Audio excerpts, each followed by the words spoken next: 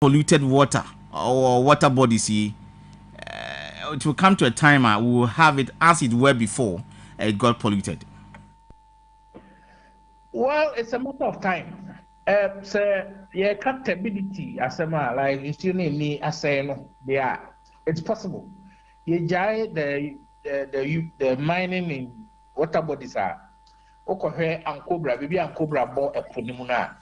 As a kalani essa a pone and cobra nina essa. So we jai mining no you need better. But the difficulty has to do with a friend is saying the use of heavy metals, chemicals like mercury, cyanide, and only problem because the mercury consumer it takes a very long time and suddenly free, very very long time. But the thing is that let us just start. Let us start something. Let me international so I don't know a hopeless situation. We can do it if we want. We can really do it if we want. Inti, yemia in any and shabby be assisi, yashasia at the point on Yama Bay. There aren't any alternative jobs provided for the teeming and growing young people in Ghana. These people are more involved in illegal mining. Young people. And there are no available jobs for these people when they are asked to stop. Do you think the effect of getting these young people out of their business no, is not going to create some form of security implications for us as people? Yes, there might be some security implications. I totally agree with you. But the point is that we need to take a holistic view of the fight against galamsey. There are people who are unemployed. There are people like that. So we need to distinguish between these classes of people.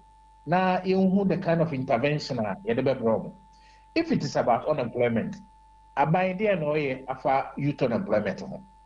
Alternative benefit between their mom. Now mujai galamsey no na omo akoye sa alternative near the mom. And then the third thing I want to say is say, yantiasie we basic thing, yantiasie say, nkofobu ha we omo dan minds na no person here. We are there minds no person here.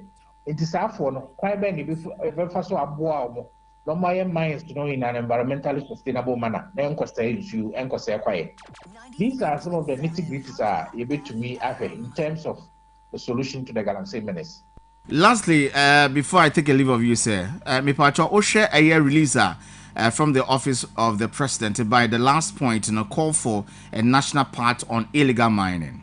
It says Ghana, the president or government has urged organized labor to encourage all presidential candidates and their political parties to sign a pact committing themselves to the fight against illegal mining as part of their election pledges. Is this a good call, sir? Well, I doubt it's probably just for the optics. The point is, it's a peace pact. Pact being why or primitive measure be attached to it. So why when it work? So the presidential candidates will happily come and sign. About the sign. But about power not and call for forest reserve your minds are they are not with me. I am absolutely nothing. The pact doesn't have any force of law. People are so interested in pact. Yeah, and peace pact that still are for you during the elections. So Minjin is signing a pact will change anything. What will actually change anything is for government to enforce the law. I will repeat it. Government must enforce the law. We have enough laws against galamsey. Just enforce the law. And let's stop dancing around the issue, introducing additional laws and rules and whatever. Ninjinano enkusiaga. Say me na ya enforce mre o hoda danwa. The no say be obey waste. Right. Mr. Lima Pachane Peri yenda wasepa na bibidi su ya ibesa bonche biyo. Yo, midawasi. Fantastic. Mr. Richard Lima, executive member of Public Interest Accountability Committee. and anything in common all the way from Accra. Right, pretty soon we'll be speaking to another a group calling themselves as Graduate Students Association of Ghana, GRASAC, who happens to join in the protests of anti-Galamsey march by Catholic Bishops Conference. Right. Abanani Olivia Ewaha Abetansi Dada.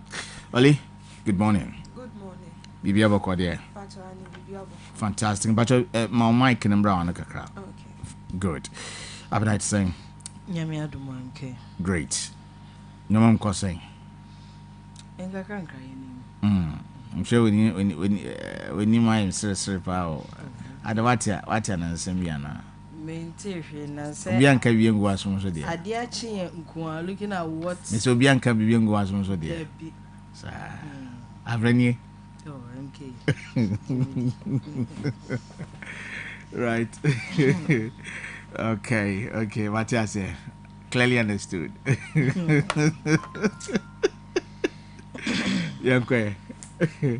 MK ana pe ma yenchia otiefo. Good. Na yemma obibia akwapa. Ene akweda fufredi. Yebe saima obibia akwapa. Na MK me share ase me did the new trust. Okay. And I shall say and there anope. Na new trust no means benkumoso. We doubted agenda 111, but you've proven us wrong. Domahene confesses to Bawumia. Eye osaje for osiade yo Ajimambedu the second.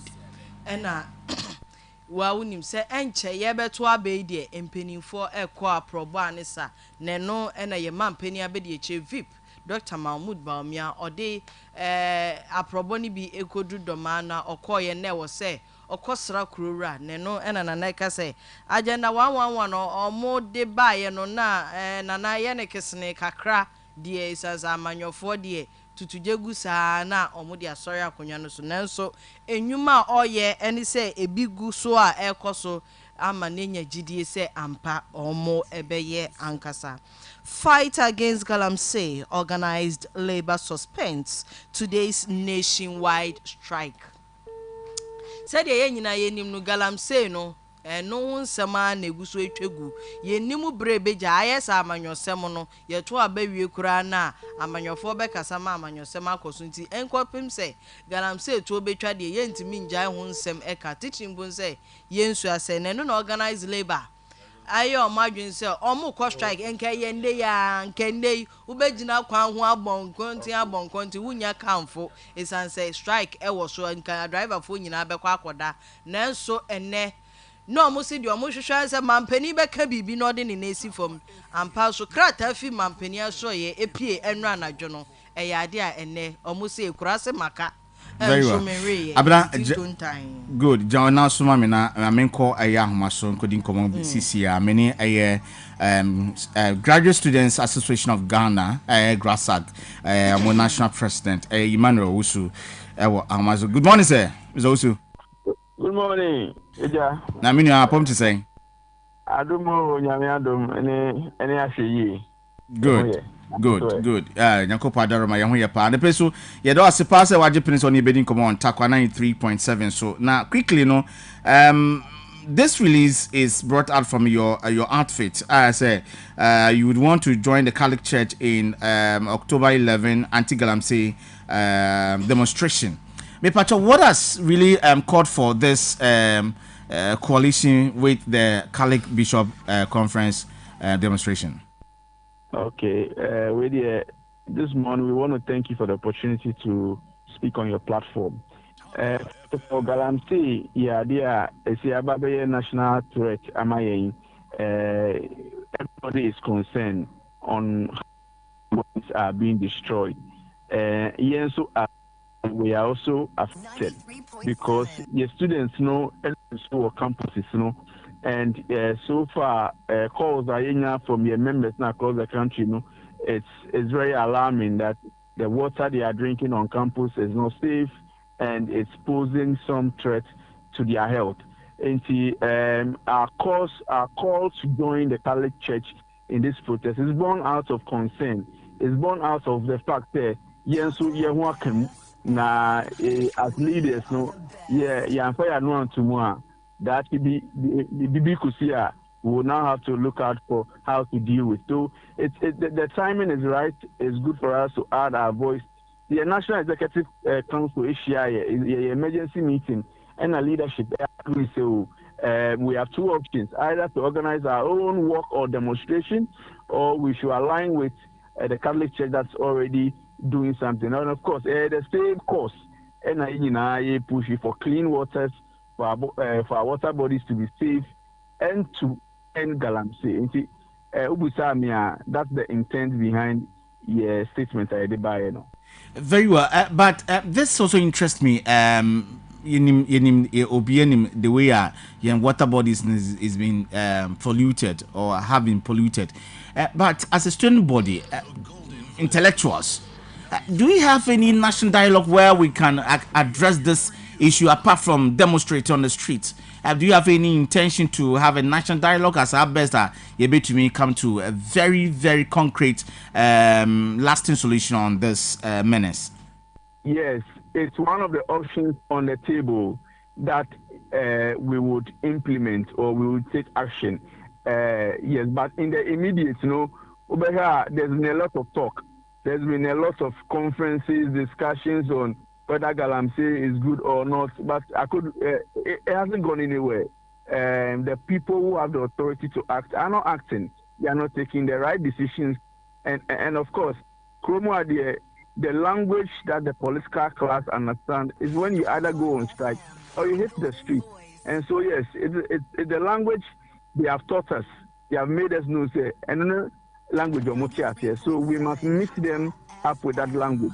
We'll do the intellectual conversation, that's fine. But the intellectual conversations after a day or two ends there.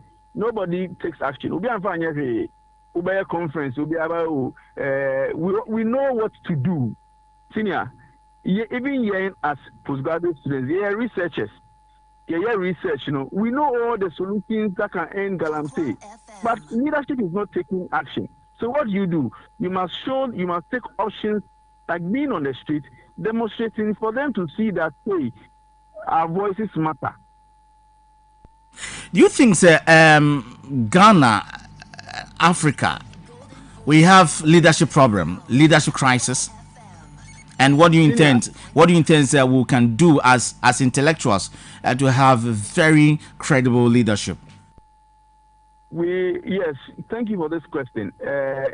For leadership problem here will be mechanics. I'll explain. Not that we don't have the means. We have very intellectual leaders. I mean, you can't say that President Akufo-Addo is not an intellectual. I respect President Akufo-Addo so much. He's one of the best human rights lawyers we've seen in Ghana and even on the continent. But the problem with our leaders when they travel and they get all the accolades and education is that when they get the power, their failure to act is where the problem is. And so yes, problem no leadership problem no, but our leaders are not taking pragmatic solutions. They are not listening to the people. So I think what we can do is to also over time change leaders. I'm of the view that every 4 years we are leader now on year. Let's kick the leader out. And so let's not be so tied to an 8-year tenure or whatever tenure. So we must look at that. Beyond that, too, I think young people, maybe our old class or our elderly people have not really helped. But this is the time for us to also allow young people to also come into the fray and be able to offer some pragmatic solutions to the problem. I would want to engage you, I think, coming weeks for us to talk about leadership crisis in Africa and particularly in Ghana, and how best as young intellectuals will be able to help develop our nation for a better generations and a better future for us all. So I would want to thank you this morning for your time on Takwa 93.7. Definitely I'll be engaging you there more coming weeks. I appreciate the opportunity to speak to your audience. I look forward to the opportunity to engage on very interesting topics on how we can build good leaders in Africa, particularly in Ghana. Very grateful, sir. All right, right. Good. That was Emmanuel Owusu, National President, Ghana Students Association. Right. I want to thank him so much. Yaba. Yaba into MK yentua ye de wo krata ne mu nsem no eso nti mewie organized labor de yade enne de obia ekọ adwuma strike any bebia edema obibia. Dr. Baumia inspects Accra STEM Academy projects a science, technology, education, mathematics, STEM project ekoso ebeboa adesua ne ade ne no na mampani abedi echi abomodin atietia ne chacha mu etutu ne nan ede akohwe sadia edwuma no omo eye no enu bebia omo edu ede afa. NDC for and I come who I have you. NDC demands ballot paper statistics from EC before printing begins. Yeah, some more. I'm away. NDC. Why you people doing this? I tell you, and the crowd don't go kind, you know. I didn't tell me, yes, sir. You're free, and no moody yababi, no moody yakosi. Oh, I say, every year transfer the yes say. Am I answer the bomb suli yo? Bomb suli. I'm going suli abam papa. See, I have a printed ballot paper. You see, one thing when they say, no matter what they bring out, you bebo sulia, you bebo sulia. And to me, I don't know. And I'm Mr. Lemeka, you promise peace parts. We are saying no. Munga mukoso. Zote ase aluta koso. Enti wonko for a police station no. And I will be more money ayeden. Ada honom. If it takes say minimum how omo eye no if by force I was say nimpa ba ko a. Na nkanti sa. Wo betim kura ranu omo shift say de be ya obi ani nko ha e wo honom. Eno so omo ani beda ho. Nti embri sabre ya obetimi atrani omo hawa say ene sisi obetimi start ni omo aye vigil ahwe how many hours a kobrani betimi atena wo onye hwe kura ni ha ene ade na ni eye we na de amu ye ene so na isi sha ase apprenti ene na omo sha ase apprenti na sisi ade amu hwehwe yes some o say de omo ye no mbe ya na ase nkofo enya kwa aga so say ye kan eno na eya no. Democracy Hub protesters who committed offenses must be punished. Kufuor. Eye man penny dada John Ajekum Kufuor. Ena ochre say mining bra no ensi ho kwan se woni nji bibi ho obunju bibi ho a wo be ye kire e de a kire ban anase wo be kan e ma obo atoyem na emum se wo be ye na wanye wo mbra kwan so wo be ye ma na bumbra a chese democracy hub fo ebi kura kotu a police for ka musafo ni ade ni a police pemu so yi saafo ni nyina ye nhwehwe omo na omo ye mfa omo fambra kwa mu na omo ndi fo ana se omo ndi bim na embra no enkoda baby a embra ne da we ye the new trust emunsem eno no. Mame fan free the voice of Wasa. Organized labor GRNMA directs members to remain at post. Ghana Registered Nurses and Midwives Association and I work at the strike no wanangasa waka de nka won kwadada nti se waka de wetwemu dia no de wonje wona hom no bia nko yejuma. Government fight Galamsey fight a ban is not the solution. Honorable George Mrekuduka a deputy lands minister and MP Matakwa and orca there so waka de wole ban Galamsey na that small scale mining na the legal or the illegal ni no onye solution for insuna adena wa say no inti obeya wonya botel na ban ni mo ole GAF to collaborate with small scale miners to combat Galamsey. That's Ghana Armed Forces. Sisiano wa join a small scale miners mpanimfo no aho ina wɔrehwɛ dɛ galamsey nsu na wɔsɛ na ade no ma wɔbɛyɛ afa ho a ne nyinaa bɛtum wa start rekɔ site na wɔkyekye ana wɔhwɛ ma ɔda wɔyɛ fa ho a wɔbɛ stop ho no wogudro a wa start wɔreyɛ. Election 2024, Bawumia has learned from the best. Trust him with Ghana. Samira Bawumia. What makes Mawakano? Behind every successful man, there is a woman. Otainuku Nechi Bandai say what to abandon my Bawumia. That's what a woman. Is that what is that what you're saying? Yes. There is always a good woman, okay. Not just a woman. Mami kwa masumra. Why? Na many Dr. Vincent and Sam from Kodin Commemorate this year. Doc Bacho and the Paymo, very good morning, sir. Jiwando. Now, some Bacho up home to them. Yankubanado me. You and the patient was a pada Japan then you bidding come on Takwa 93.7 though. And Doc, quickly, you name there. Let me also ask you, on your side, TUTAG, are you on strike? Mamenchi amebusa for Takwa. I'm the ended na last Tuesday na National Day motion me by day young to Daba. Yet to Daba the whole 15 public universities. Almost about 77% J to me the motion to go on strike no yejitum. And ended on a crater free national by the 15 open then Yauda a daughter do October Mbusumi UTAG yen pen and young Tradina Yedigo Honoma so yeko indefinite strike. As the end reason that ban Galam Sensem Semno Kodono Yachro Krata on the 9th of September. Yachro Koma Bande Saban and Yahu Bibia by 30th of September on Yabafa Yahagen. 30th of September Nembe Yanti Bibialim Free Aban Honum.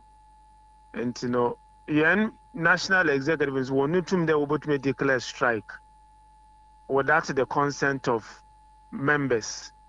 And you know, more 15 public universities na yena yetu aba na dudu na agia to me the ampa the national many workers say the in the October was small to do the UTAG so yeah declare a nationwide strike. Is it in recognition to this bedeviling issue of Galamsey? And exactly so on Tintina Galamsey Common Codono, Nimpa PB said na one akrati for university watcher in Bebona, the Abasan walk on home, Yantishi the walk on home. Until my Nasha make Ninkan Kano, ye trocrat Coma Bande, Doc Orients in Yanjim. Until Saban in Tuhana Mona, Yansono, ye bottom to Fuko Chiraban. On Tintina, Deme Shisha Wabado. Doc, my young share BB or organized labor. I think UTAG, are you also part of organized labor? Technically, no. You're a member of the organized labor. But, you know, what to suffer UTAG, my UTAG, you're small young from our car home. But actually, UTAG, wait, and Amoya UTAG to know. Or ya Namona UTAG, Ankasana Yam abaning Kaida. And you know, or Brunenbecker or exclusive of organized labor one decision. UTAG decision no on yet the organized labor can. And you know, actually, a motion I told that banner. Motion no referenced 9th September letter na yetro koma bano. And you know, on yet the organized labor can't into my UTAG for so okay. A woman there. A ban for organized labor they won't Galamsey won't come how a ban befadona the yina nimpa pili can a ban to one mono UTAG reps call honum be but also in Chile on tintina ye take your decision already none ye take decision in the doubt in terms of the fight against Galamsey.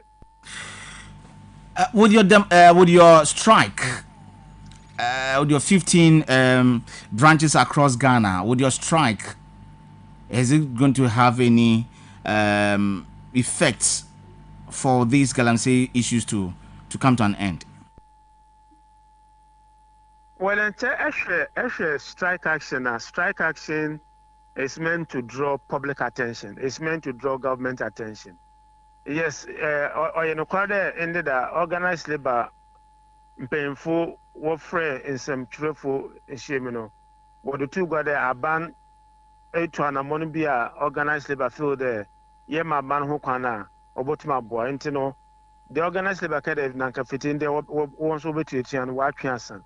Majority the UTAG aban bottom better himself or to himself for UTAG and oka na hand painful no what tea no feel that I'm part the Ibia the abanicano or Tasuma wobaba public university this year can say 3 sister unions were strike. One but virtually public universities is at a standstill. Universities P one or reopening date and call that a bosumi wobo we trash that a bit of January. A bit more name time wobo or send administrators na senior staff na junior staff wait to here. It's a UTAG back one. Of course, actually, university now.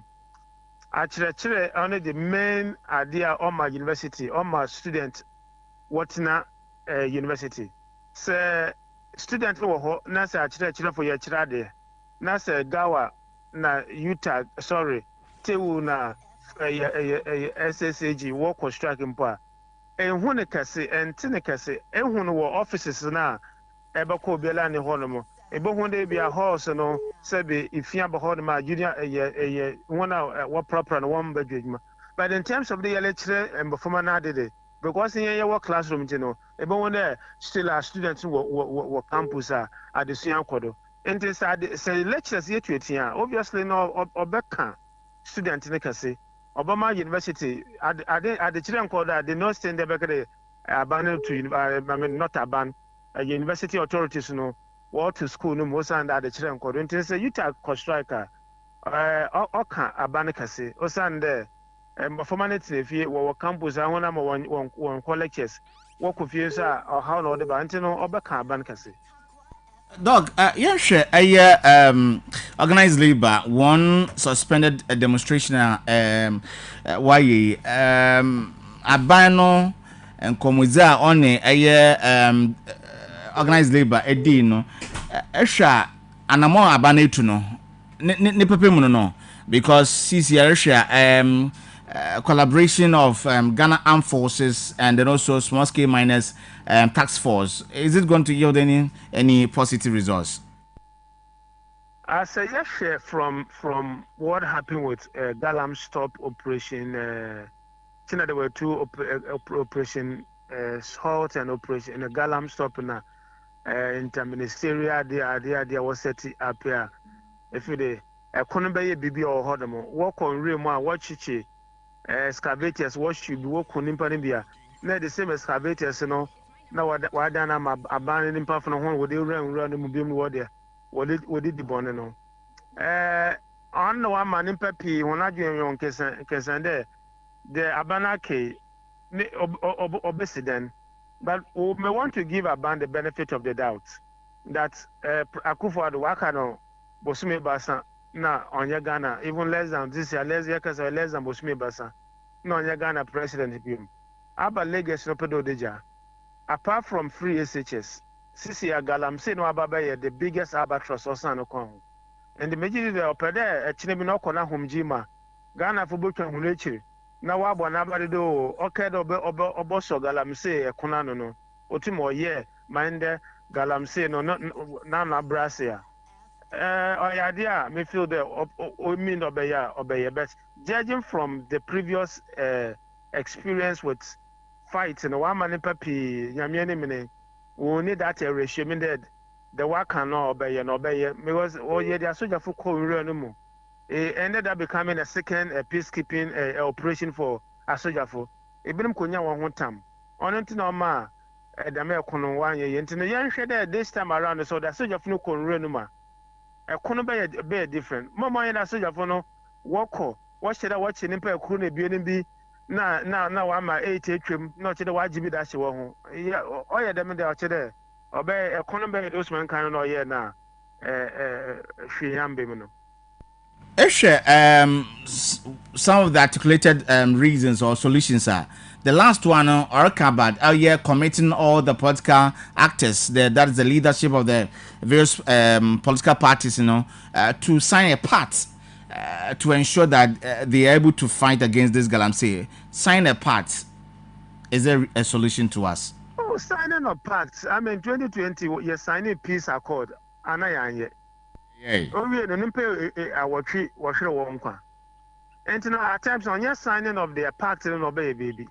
Don't forget that apart from the ruling party, political party be anyone more to our bottom now will take action. You bottom me the answer share cratas. 2 million bambashe and sema. Or the over into the 2 million one in same CC and on don't take decisive action. No, our friend in Yanimo, Ampa, I don't know what do here. There may and I want to into one bamba come when I deal with it. But say, you did go crater do. Maybe I been my main social galam said, Major there on the campaign platform. No, you had to there, Obiaka the Oka galam say, illegal mining now, on ya the obus sword. There means some waka. Major the Bogu crater don't solve anything. I mean, I signed so many agreement at the end of the day yen do enti ma abano owo tum ne sisia no on use tum no won no to anamon o to anamon na sanamon no obe fruita not to nse frɛ other parties amegidi there won hu the abane ye no o be fruit no won so wo baka ho be so the onande ano anyira no keke ne de ka na yen abane nkrofo known people wo gun rem wo lutu galam say na mengidi there Obimbra signed accord or solve any problem. Very well. Doc, Patane Payenda was a pa, Zam and Chim's Zam in Sopa, Bibinia Bessa Bonchebium. Good. Dr. Vincent Assan for a lecturer at the University of Cape Coast and also political analyst Nayetin in Kano. Right. Abena Montuas, number 1 to Penifana Benti. Montu to Nyanko. Oli. Last story na mekai. Okay. Okay. And yeah, to us, so I did the daybreak eba. Stop price daybreak to unveil government official who escorts Galamsey go to Dubai for a fee. And check daybreak say omo ba be pa aban empanimfo bi ehontoma emframa be ba for mo ho ema yehu omo de Galamsey nimu gold no e de kɔ amanone no mo de kɔkɔji sika na enka Ghana ha omo asase no so enka ha na yenya so mfa so de. We doubted Agenda 111, but you have proven us wrong. Domahin to Baumia Way, Makaho Assembly government suspends enforcement of LI on forest mining. LI 2462 and a yadia abain said ya krata beto in Montano or de ebabe ye jumana abwa na Galamsey na ye kuni yedin kunim. NDC vows to repeat 2020 pro Galamsey campaign in mining communities into NDC for dia a deputy national communications officer yera kwekubuahin echeni se ombesha se akwa probo nye so omu na omu kwose mu kinade na enso omu kwa probo na omu ache se ya de Galamsey no omu ntimi ntwatwo na emu mekwan e wo so omu fa so ye ne papa no omu etimi aka ho asem membu no atiase we daybreak. Mami for the National Enquiry Antiado. Curriculum on Chumuchumu. Nana Opoko Ajeman dares Napo to prove that NDC created it. Napo Kokade, NDC for the LGBTQ, what they share in my former school in Sensemu. And yen mame na Opoko Ajeman Erika no Kobi and Nimtis and Apole Kadema on for proven bra. Ocha de wo the bibi dem ka suku fo hone nwumesua ho. NDC demands ballot paper statistics before EC begins printing. We have na kawasem intiensa no nkodo. Ahead of December polls, Ayawaso Central NDC Youth Wing inaugurates strategic working committee.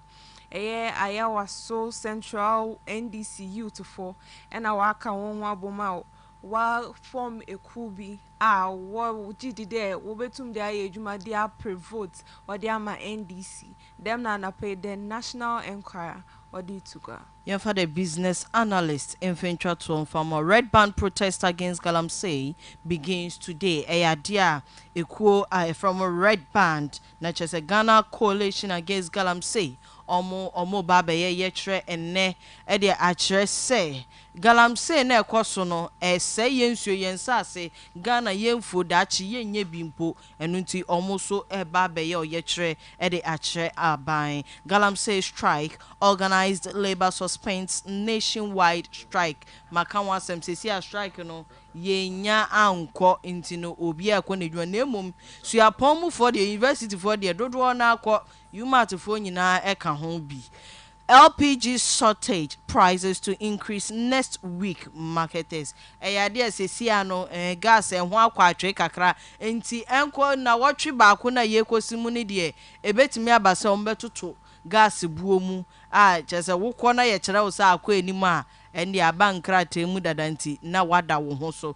Election 2024 printing of ballot papers begins tomorrow. Inti eyade ballot papers no omo ebe hyase efi enede kwa ochena no eyade ombe hyase na omo aprinte e de aba mountain. So Minerals Commission issues operating permit to Atlantic Lithium. Not just say our lithium project no and eyade Minerals Commission abomodin I din krata aba bonti say si ade omujo omunwuma no tum omutumi ye adwuma e ma ne ye we ye the National Enquirer and also ene ye gina na de wo krata ne mu ensem nyina no ye de aba newie ye ede amount in MK mpacho aha na ye de ye nkrata ni nyina edibesi ti sesi ano ye nim se bia obebisa NDC fo na amaye se de omo ehwehwe wo ballot paper ne printing mu nsensem no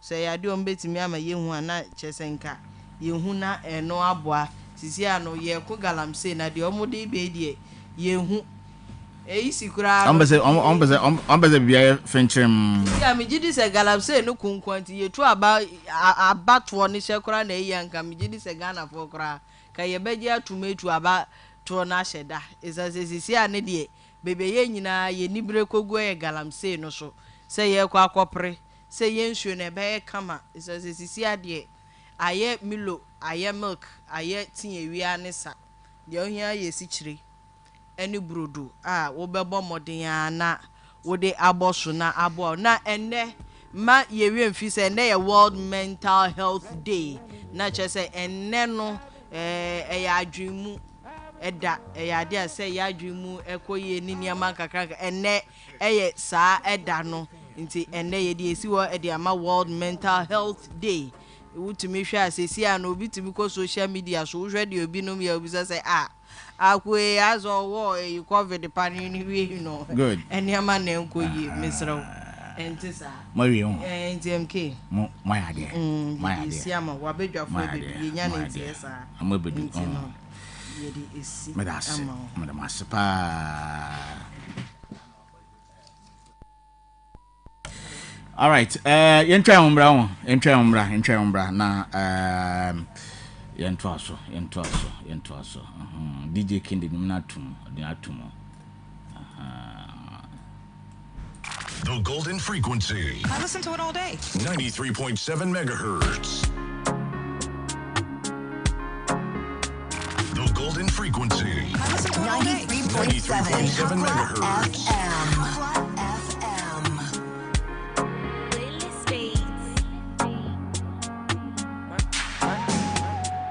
My G cool down, don't stop.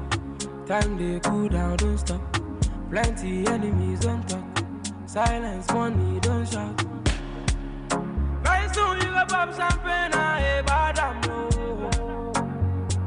Machiliama, I want him, yo. 93.7 Hakwa FM.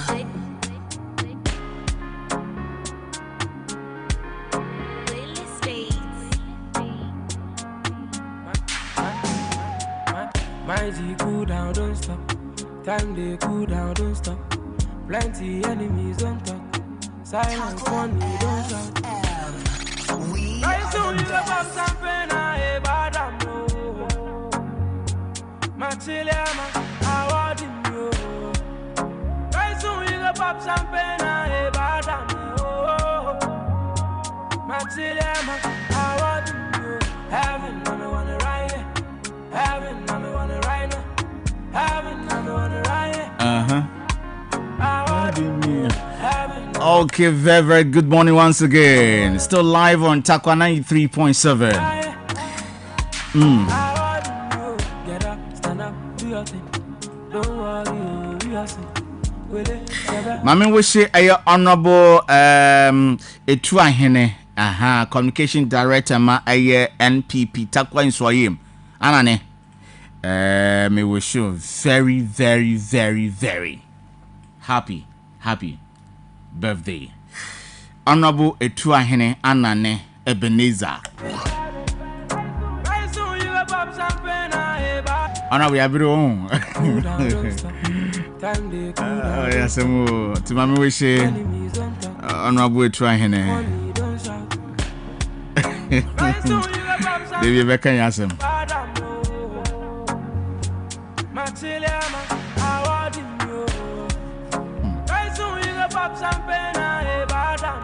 Ediwa oni mana ne Etu Ahene bia MPP communication director ma Takwa Inswayim bia and Kajan say be wishing a very, very happy birthday. SARS Golden Tala 1 to baby which we are to gold in quantity say refined or unrefined gold dear Takwa has it dear become for the amount a SARS Gold and Tala 1 93.7 Ope baby so now I then we see on your we see on tadia SARS laundry we see it in a bed sheet you know SARS laundry Ope baby so beton the papa panshek pa dear me come for the amount SARS boutique it sounds like Ashanti well ho ebi ya we dance ni we see dying no per se supply with quality sand and quarry dust DDS SARS Golden Tala 1 Unim Bobo no per se manager wa you want you pa here kwanya behind Joko stores 93.7 and I say I Pinto Gavin Hospital dia kese in chen ho a obehu ye ho and between friend 055 140-7226 055-140-7226 SARS Golden Tala 1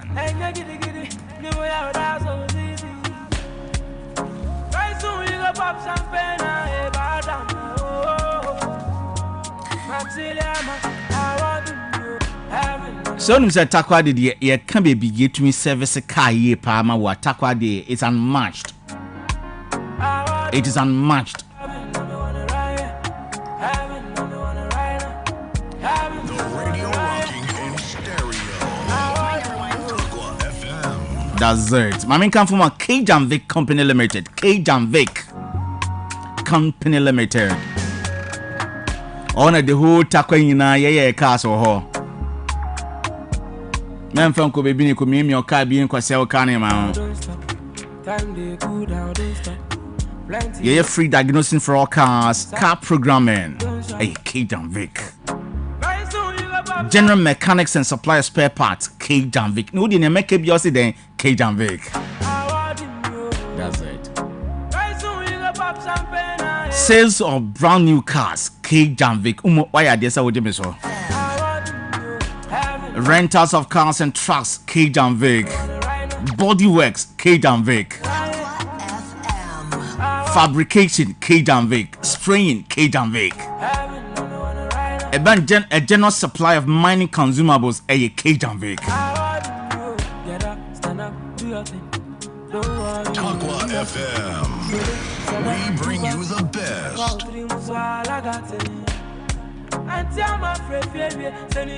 Electrical installation K-Jam Vic. Sun blasting a K-Jam Vic. Bombardier Shitra Koyan, Boom, Takwa Tamsu New Road. Takwa Tamsu New Road.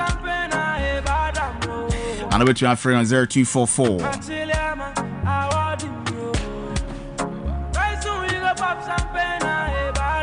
371 302 0244 371 302 and that's at 0558 206 919 0558 206 919.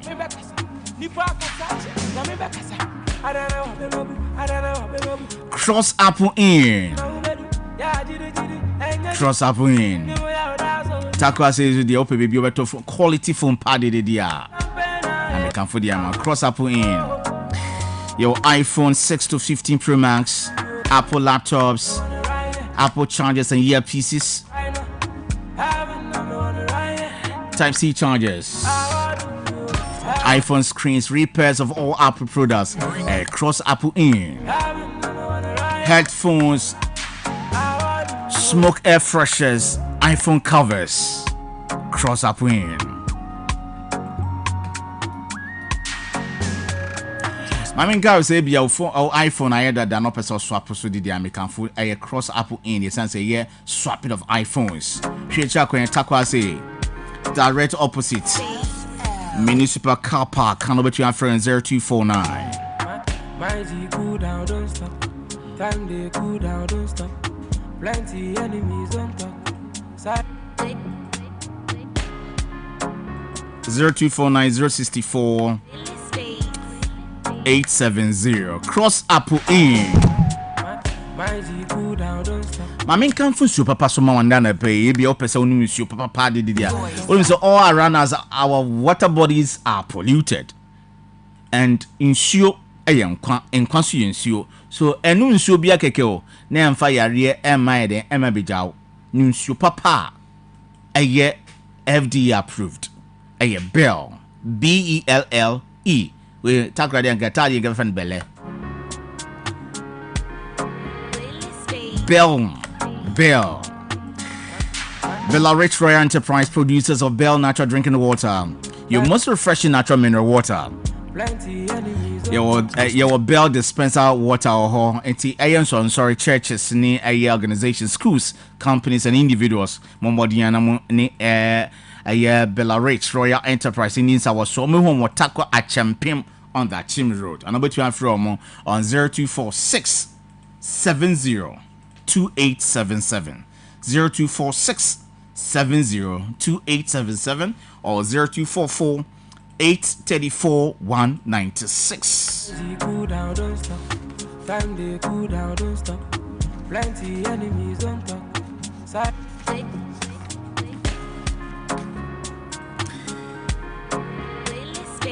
Quite unfortunately, be one insume na the area brewer. Don't worry, my memo will drop up so between yin yarin ne flu ni peduemo.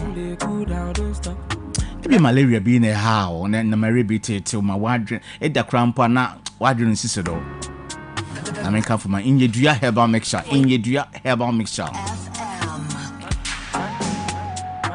For the treatment of malaria, menstrual cramps, loss of appetite, general body pains. In your herbal mixture, near here. Maybe you begin and be see, or wanna be a rashes be Google, some parts be very uncomfortable. May here, and you do your MF mixture and capsules. Ebiswa, you have difficulty urinating. In your in here.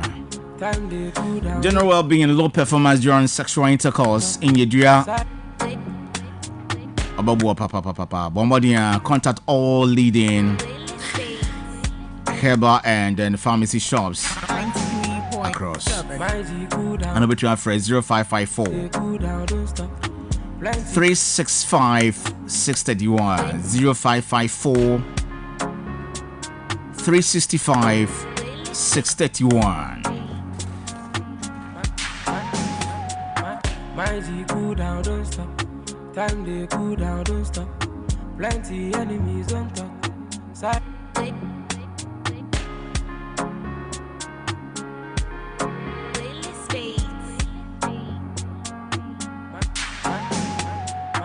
My G cool down, don't stop. Time they cool down, don't stop. Plenty enemies on top. And to be a discussion, the Bible shall say, yeah, MPP communication team member is here. Sounds like a regional deputy communication officer, my NDC, Ebenezer Asian, good friend of mine, is also here. Pretty soon, you hear their voices making your arguments and the counter arguments. Mamika, that we streaming live on Facebook and also on YouTube. Online radio box, we are there. Zeno FM, Takora FM, we are also there. My tune in, my tuner, we are also there. My uncle a Rabina Arches Vivified Beauty. A Rabina Arches. Yeah, your makeup, hairstyling, micro needling, massage, full body scrub. And the body in the kid that one here out there, just the whole will do everything that will make your body shine. Ombre browns, manicure piercing, IV infusion, liponina EB. Over the ancient news is also a Rabina Arches. Facial, vagina steaming. It's serious.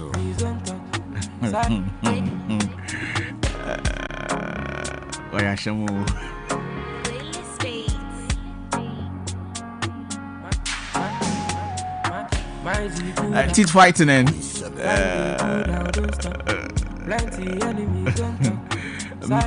pedicure, fat dissolving, body fillers, microbrows removal, Nina Rabina Arches Vivified Beauty.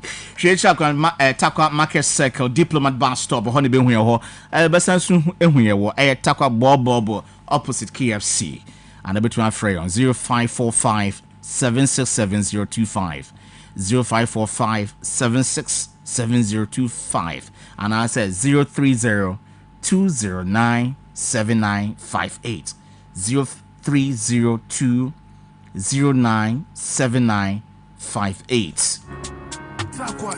Mami Cow there sounds with Arches lost recent on it on body spray papa. And boom here what taco front of our stop opposite the transformer. Same number, just call and they will be at your service.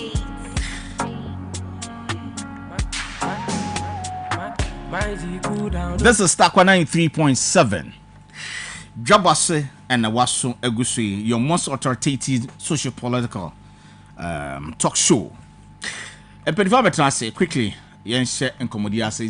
about 40 minutes after 10 in the Thursday 10/2024 10th October 2024. Mr. Esen, good morning, sir. Yeah, good morning. Na bibi aboko de. I mean I don't me kudo. Bibi azo anya boko dem. System here you me. Bibi aye boko. Bibi anya boko, but ya da ame ase. De ye won kwa. Na yetum na yakoba. Na ya advert ye fi ye boko bi ana fi ye sirwa. Mwa krubi ma. Fi ye sirwa da. Mo yen dem no. Eh? Mo no. Ba krubi. Dama.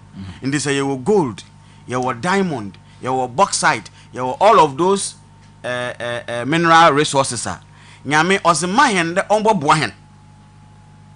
Or boahen then. So we gold they pay watakwa. God expect that. Takwa man oye amanfu na watakwa hana rankasa. Nswayem wherever agunan kwanta baby ebi wo biara no. Amanfu na wo no wo benya aze no ho emfaso.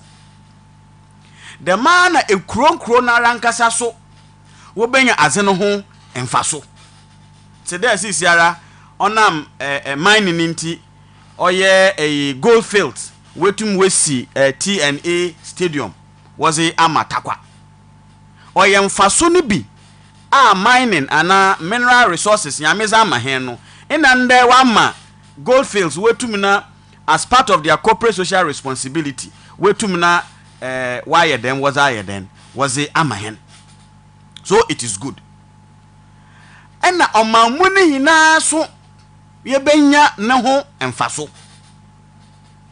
nti ehwe mineral resources nyameza mahen na ode oyeden oboahen emenyenya mfaso na individuals in the areas no yeri improve economically na nkronkron so benefit na omamune hina so ayeden wa benefit. So God never made a mistake by endowing us with all of these rich resources. The challenge we are all having is the usage, how we go about it. Ono na wa me yehina yere yeden yeri zi ho enkomo. NDC, we are not against mining. In fact, Sheikh Isa Salifu Taylor is not against mining. Dabi, he is not. Osande ehwe onwan kra what competition in what parliament na. He is the best person to represent Takwan Swayim. Osande say yere kan mining. Yere kan mining sector na. Ono na owo no mu suahun. Owo the experience, owo the exposure, owo the expertise. In say yere se no nkomo parliament a. Ono na obotum waginem kese. Osama the good people of Takwa Swayim. Say yes yenya policy documentation sir.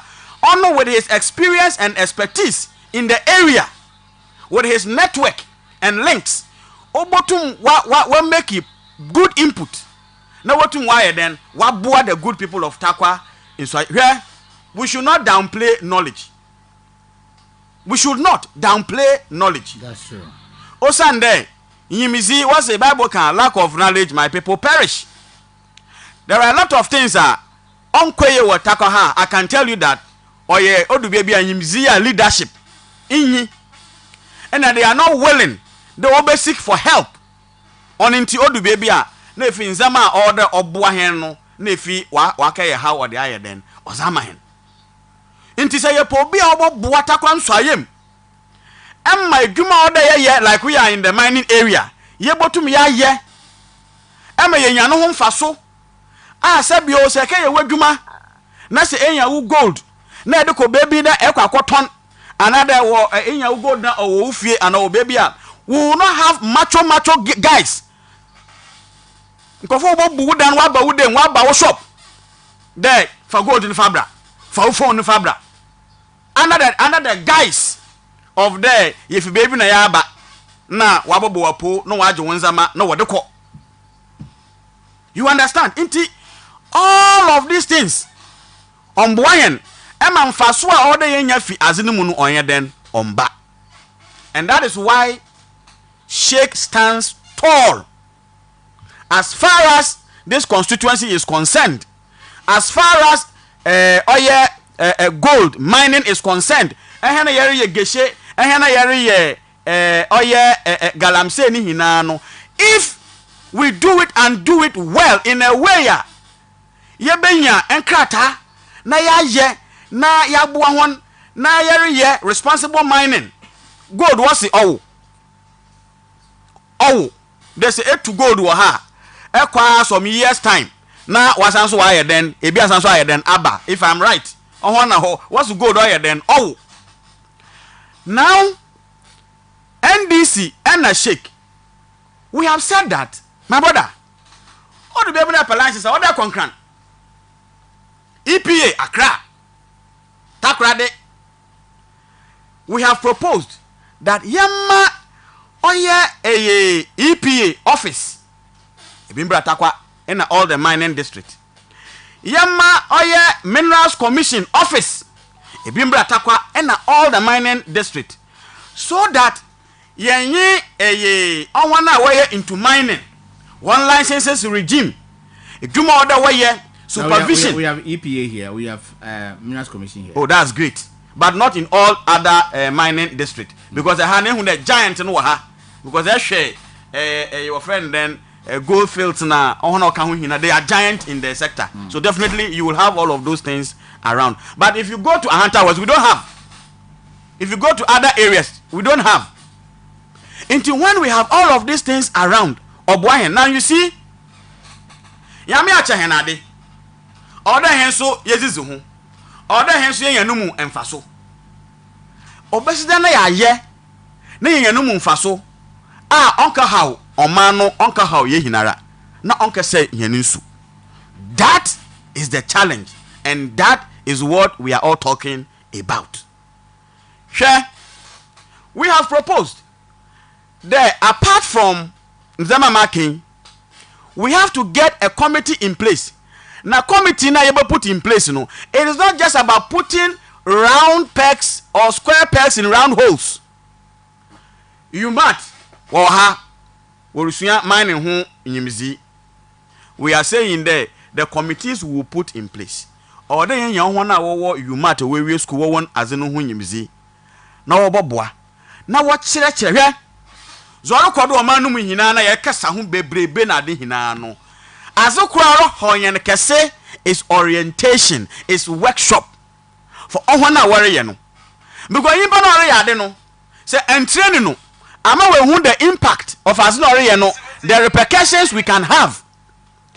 The repercussions na nkasa mpo ne bibotum wa kanara nkasa wa kanaye wa kanomo froma. So yimpa no wan chance dema yimpa no baye nzama haphazard, and that is the challenge we have. So when we put all of those committees in place, from time to time, orientation bokodo, workshop bokodo, you have registered them in Yimwana where ye jumani ye, they have their licenses, you supervise. In this ebe ye juma wa ha na ye jumani wie etu amuna, then why should they ebe kata amuna no do akatado kama. Then you plant trees. You plant trees. Baby, galamse, geshe. That's our local balance. Na aya then akatado kama. Ne edrian dua. Wodo. If you are, you will be shown another place able to make a juma. As you do so, na edrian dua na yakatado. Now, Aqua, for some years, you can come back to the first place in the area Dumano. Also, as I said earlier, what's the gold oil then? Oh, and that should be the plan, so that you know, when you know, Duma worry, you know, when you be water, when you room, na kunum na ebusiano. Na omano so you know home faso. Na on fire, how Brian we need to some home because it's a erunumunso isro. Erunum so seriously esro what other oye inso erunum akasa o baby erunum anade what can den no krampo oye bottled water anade insu sachet water erunum so esro. So that is where we must go. Na ye na ya hwe na ya nkyerɛkyerɛ ya orientation as amahɛ no krofo no. That is the stance of Sheikh Issa Salih Futela, President Mahama and the NDC and all of us. I allotted you 15 minutes, and be mindful of that. I asked you a specific question. Yes, I am coming to regards that. Regards to. Yes, I am coming to that. Osande, the area na ye wono. Organized labor. Yes, I agree with you. Area na ye wono. Oye area the mijumezi no okodo wo ho. Enti no ode ye nyambre na yetum yezu hu nkomo yi. Na yetum ye tase. There in the midst of all of these things. Yerosuma obi mo wako parliament no wana na order yesuma no wana na oye hen MP a sabi eri ye wadwana ye obi kakra obi babo po no nje wonza manfa nko You understand? So those are the things we have to what? We have to talk about. Now, about what friend and strike action now, what call no off no. In fact, people are very disappointed. Now, it's a decision they have taken. And is a nagrat now, of course, and you'll be an interview. Now, in panel record I think is it UTAG on the strike in the way then Woko because already know or yaza ways whom commode obey then Waboko. So they are on strike now. But the general labor unions no and on wire the strike and wire then was suspended. According to impaying what that labor union no ano what's the aban the bribi aba there over here na LI 2426 if I'm right on my kwan Emma Woko oye forest na wakaye oye galamsey ne na zo ho no wahwe na waye den watwe asan. So on that basis they think that oyin the way then oyin the woko. In a way, as a member of NDC, I am happy. Osanda, you see, labor unions why the open the work na bana shase. Oh, as na why you know you're political. As na why you know NDC funa wa shase. NDC fa kama wonsika. Mahama kayede. Today they are saying that they have suspended the strike. Also, NDC na was suspender.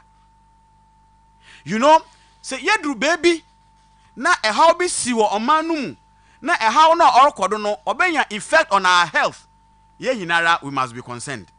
Na ya dwunu na ye hu de no baby yedru no yenye nzama ye. It is American in there. They have suspended the strike. And amona other aban otuno aban ontu because obi one license order ye dwuma na se ekade emma onye edwuma. That is also another angle to the whole thing. So in your quest there we are trying to make sure that bibia be okay no onde yeze nzama yeze frafra. But Mr. Wakodini no. You can't lay it on the doorsteps of anybody, but on the president. And all of those people who are in charge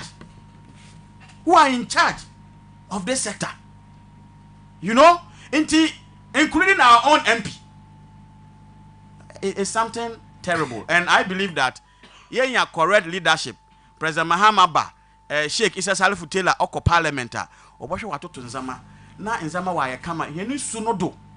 Ya makwanda wonko nkaye baby war in sunodo. Very well. Because to end, I wanna where the mazini they are largely foreigners. What ba? No, so during your time, we never had foreigners operating on our water bodies. Man, who the mazini bio? Because tako hana me baha. So why was Nanado the first time that was confronted with the issue of putting an end to this Galamsey issue? No, Galamsey Geshe has been with us. If under your tenure. No, I am not talking about Galamsey and Geshe has been with us for so many years. Yes. I mean, Geshe watch it. Yeah. Mete Galamsey watch it. Atmasia. But Mantada there Yeninsu Bonsa. Why say to the extent there? But if it was not a problem, then Tinanado in his first term, you were in power from 2009 to 2015-16. Yes. And another took over 16-17. Sure. So 17, he made this announcement that he's going to fight against Galamsey, putting even his presidency on the line. Yes. If it was not a problem during your tenure, why would he have said that? No. I am not saying that on your problem. No, your problem. Okay. Are you getting it? That's what I'm saying there. Geshe Galamsey, Oba Ghana ha yende. Some of us were not even born. Yeah. But I remember those times when pickaxe being a show will be nobody to baby kakra. I don't know. But as far as I know and I am concerned, in Su, say one son sweet, ye na ye come ho, in Suna you want onto the moon. Okay. And Cobra. A consumer onto the moon. What friend then? Pra. A cobe post one air concrana onto the moon. Okay. Why are we all complaining? There are reports that today, because of Insuna, What's a sending the in as an intino? Obi in Sana, still Beth. Very well. Very well, I'll come back to you. Mate, I'll come back we to you. have serious repercussions. Some of you can know or the water bodies. All right, don't pray. I'm giving you the next 20 minutes. I also spoke for the last 20 minutes. I'm giving the next 20 minutes. So that will be our 15 minutes. Na omano so we tum na we yan. Me da se pa, me da se. Mami ko ye don't pray. Mami tie o. The next ye 20 minutes now. It's yours. Me da se. Na before I mention me kasa asem me fa nchi akese ma. Na na no na me nchi atakwaman na etie for so me sanchi awo. Na me nchi the commander in chief of Takwanso ayim. Honorable Benjamin Kesse. That means chair member of parliament, Honorable George Mlekuduka. I think say Bibia did an aquam. Bibia did an aquam. Na a fano ye galamsey in semi. A major issue. It's up to time. I will say you call it a speed. Now you fan you may be a wine because no credit air bakupe. No credit air bakupe so now can umbo why the waka. Your member of parliament or I say Honorable George Mlekuduka. I think said the Eminia is in the Casamuno waiting me pinpoint say onim galamsey any geshi from infancy and I say from him retin TV basis abrino. I think say a idea yen na no yen na yenim. Na yenim so na ye hwe kwan say ye be ye ne aye ne yi. Eno nti I think say free mre to mre no eye wa kra obisa the question. Ono an so nchechire mu no ama ye hu sampa. Ye na no de eye esefata na ebe bo oman na o si na ye de ye champion na ye bo ho ban se betimi aye de akoso na abo oman no eno nti from o hwe galamsey ne ye ho nsensem anka siesi ye kan no kre ne pa anka ye nuanom NDC e wo se nka omutimi pa oman Ghana che oyiye pa because at the time aye na yesusu na ye nim se bonsa ne ade nso ni na wo ho na galamsey ni ade na ekoso na enso na nso ni nsei ba obehwe a check in the history of Ghana Mrepa yehu say nsu na ni say ya the era of your papa the ex-president John Mahama. That time so na the over for PC shake nso no mu ina wo man mu no so ye minor advice ben no mutimi ye de boy e ma mama mbuo in 8 years na o man no nyema nko yie ana galamsey ni tuo no say nsuo no at that time and am be no mutu yi. This is where I also started from. Near ka ho asem no mo anka setibi pa ye chew say ampa ye time na ade we start na ye ntimi anya ho hwe na impo na nado e ba ye o ka so the presidency to ho na nka impo o de aboho ban no ye nuanom itimi sorry ti ai e ma ade we ankoso na at the latter part me no mienu ye hu say ye bekoto aba wo hwe the danger impo NPP ekomu ye beto aba 2020 wo hwe de ye komu na otimi say na ahomete NDC from penifo because she shall see Prisia Huni Valley and then Kwaso.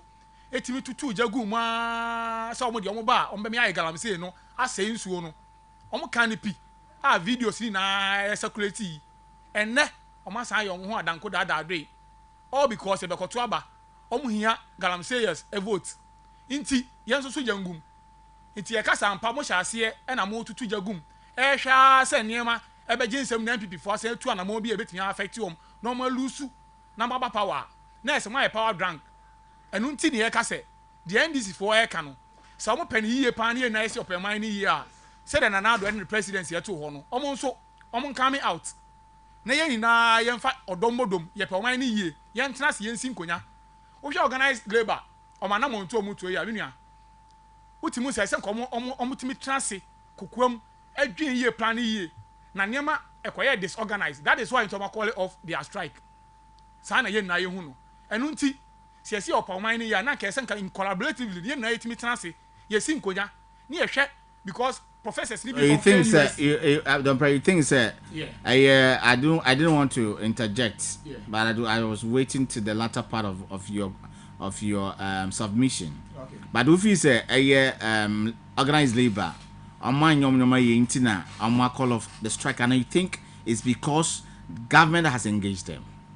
Oh, the American say omunema bi de man to ni and na ekoye putuprade a omo start some here omo ye. Putuprade saying they've given the government ultimatum by engaging the government why before. I'm saying putuprade and say one galamsey no this 3 months and now 4 months ye de be ko election mu ya na start ya na dabi itina so omo nim sade na so omo ya hwe han na se adwuma no ko omo nim omo adwuma omo ye omo nim de omo ye omo adwuma so omo ye den omo stop galamsey enya so omo adwuma so omo stop galamsey then why now no who can say omo adwuma no omo hu ya I used to say ayo omo adwuma se ne sade ya na so omo nim de omo ye because omo nim omo ye say they are part of the labor force.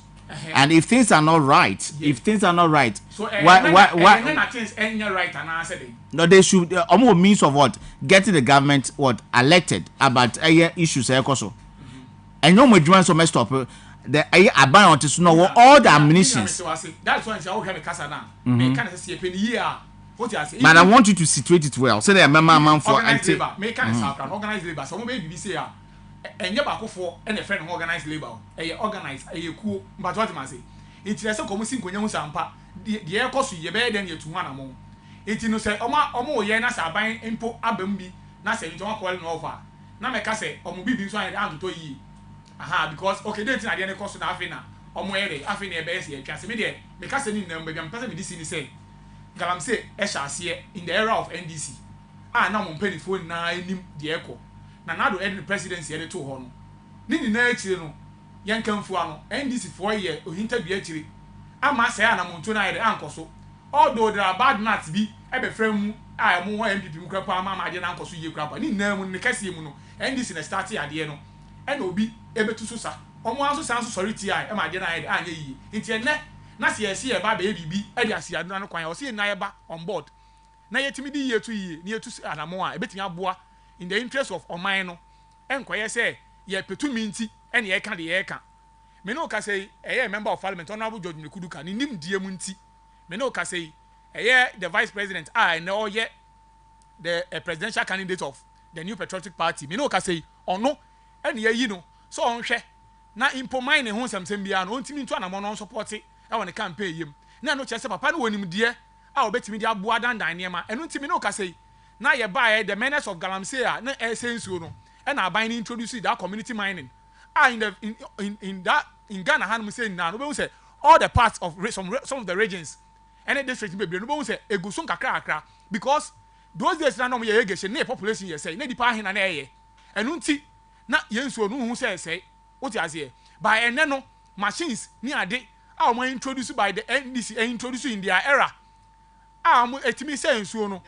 your government is a failure. It's never a failure because NDC4 I introduce machines in their era, in their tenure. Na say mo abenya pa na you couldn't stop them from doing things that would tarnish the image of your government. It means you are a failure. Adikwenti anya failure ni say akoye say oba oni oba awoba na mo tia kwala no na say me eja me tia kwala na ma me na chi no ahye kokoam. So in this regard, I my point. Okay. Me as a jack, me to. Until one a papa and one a mammy. In this regard, in this instance, I will cite no. In this instance, no. The American say, "You're a papa, you're a mammy. You near boy, side you to Susa. What you say? Oh, mammy, Uncle Shaq, mini skirt. So Uncle Nam, no uncle attracted in your mabi. Now for 5 years, what you say? You say, nothing. Me eja me kwa adwuma ba ma be hu de ya ko bi ma ayese me tene na se wo so let ya at the end of the day no so wo so no we interest no asoba tan no wo Don't I want to understand you the instance of cite. Yes. Me perceive me in the political landscape, you know. Yeah. Which of these two parties of yours and a ye na bakoyena. Okay. And one na ye mo no. Me cite example but I want to example Matthias here, but I want to understand fully. Political party. Okay. Now they nan esi wa ma NDC because ye can in a man. E jana so mo which party? And nan is no ma NDC. Na jana ye wan. E jana ye MPP. Nti one na ye mo ma no. One na ye Ghana for na ye ma no. So it means that when your government is making decision, NDC is consulted. Is that what you want to say? Me ba. E your mind here. Good. On mine yebu, but in the political front, no, this your example was cited is quite different. Are you saying, say, a friend say more MPP are buying aircraft take decision, cabinet decision? The NDC is consulted. Governance, Ebaso. What you say? A being the mother, Ebaso. What best start here, be as a father, my baby, me be interacting. Me be interacting, me be idea, I be done. What you say? My me in the blind side no or no be jina to idea e be ma me decision me taking any who has the power be affecting me as my father. If I were to go by your example, who has the power? We have the power. Oh really? And having it no and I make say who executes the power? You have the power. Who executes the power? Yeah, the executive power. What you say? So when you have a machete in your hand, na se won fitire fu na won tumi ndo na so wo be hye wo mfitire chi na obeka wo ba one ye we be blame nia ai otwe no aka che say mfitire fu no obotan kese abesi be blame twa ngura na ma me se kan na you proceed but we example I'm making we example we cite no I from intellectual point of view I do not accept it but you proceed. Yes the can say and this is why you want to be actually omo na ma even galam say ne fight na I kwere okoden all because one politically him say about betuaba it ye betuaba na say in some years back 2020 me see me fight am wa be ko atia ama me dey lose me sit bebrea now ye say be betuaba 2024 bio ama ya sadi we asan kanka we asan so e koso ama ye me san so wo dey say wo asan ye ready bibi say yensi ano na yensi ano ne so wo kasa be na wo beka abeboa me ye na ye dey si ano itino ni nan say me bra ye sia wo ha enim say ampa o man no agudie na hye ho o si etu ba o si etu ni etu kwan paso na eboa ye nina eno die na ye ka ho asem it in this case na happen no eno ti na organized labor aban engage na eno ti se o mo de o strike na o ma calling off no ma calling off no so no en che se e bia o is wo say ja bibia to o trada bi is now a o say na both parties etimi ehu se hia o man no so ehia de nti e ma o man nti o say na ye de ye kan bom ni ye di ye tu ye ni ye dan na ye de e bebo ye na nti unua ye ka ye fa no ye presidential candidate o ha ye George Mekuduka na montutuo ni na ne say ye betia man ni man responsibly eno ho ana montutuo no so aban so asom ama ye tu ho ana monti ye nanu ndisi fo ni na ye baako na ye ntu sa na mon na nya successful dan say ye be say ye politicize ade na sa ade a e be ko atia ama ha o man nkasa itino ye be sre NDC for baby on begina bia no mo make sure say at least ye ni na ye de adwen e ko bankrom ye ni na ye timi ayede akasa mo man no no man no so timi ayede akọ nanim na me ka ne sa no eno nti abai we nhihye mu no aye ne say eno nti obebie bank bank na begina ho ama the miners miners be timi ayede enya fund efiri ho na at least omo timi dia support omo dwuma omo ye de omo ye nti se me na me concession na say import me resources enya enough metimi dia mine I can even because me kuta me documents me bibia ye intact I can even apply in and even get something as resource metimi dia ye e dia support amine wo ba bia area enko affect nsuo na enko say ye kwaye eno no nhyehyaya ye na ye bompa ye na ye sere o mine say at least ye na betimi akwa adwenkrom because one utu say san say wo be ye wo de measures be gu no obi o wo mu deda iti dia na wo be ya ama na san wetimi aye efiri maba eno nti na ban we so ba so a me no ka say o this community mining no de egu na kwam a omugu so ye na kakra na se de be ya kakra mu no because nipa na e wo system no so na omo ye sa adwuma no omo do so yie eti no u fiti prekope na aka say u si ano kwan a eye on regular your friend say on gradual basis na betimi aye de eyusu na what the strategic means be there to one mo betimi aye de esi dia sa de ma no kwan enti me no ka say aban ni tu ho na mo yie a yenim say wenda so e wa onto so say o kina bi no ye betimi aye de o mind betimi afa ntuma pay free house e kwan so e na me no ka say me nua so kasa na o ka bibi say ye behia change enye change ni ehia because leader ye won no e wota kwa say no o som takwa man yie na ne kasa mu so san de be fa so say mining airboa enu ti na go face stadium ya man ba na san ko ka fam enso say true honorable George Mekuduka e no no so ne wetimi lobby ma stadium na ide abesi wo there bia in this for kasa ya me pese say kasa no mutimi boss yie because o ye pani no osan that ministry na so ano nti no mining sector si na ohia so nti o meetings bia no temu bi nti bia no mo ka ono so ka e che na say bibi papa bi o say pie ni don't pray unim say okay mining companies work call social responsibilities for the catchment areas, Yeah, I know. You think the mining company from the whether sustainability department or foundation or community affairs or what it takes to execute their core social responsibilities, and it will take somebody to lobby and somebody to say, we need to do this for you? So we have a question. Yeah, no, I think say mining company be also fitting free and bone community beam. Now on cassette or ye project be and our ye BB. Sometimes if you assemblyman be on the area be crowd, it means me man for a year's idea we because sometimes crowd no more air cop for my election crowd which because me ba me sha me away.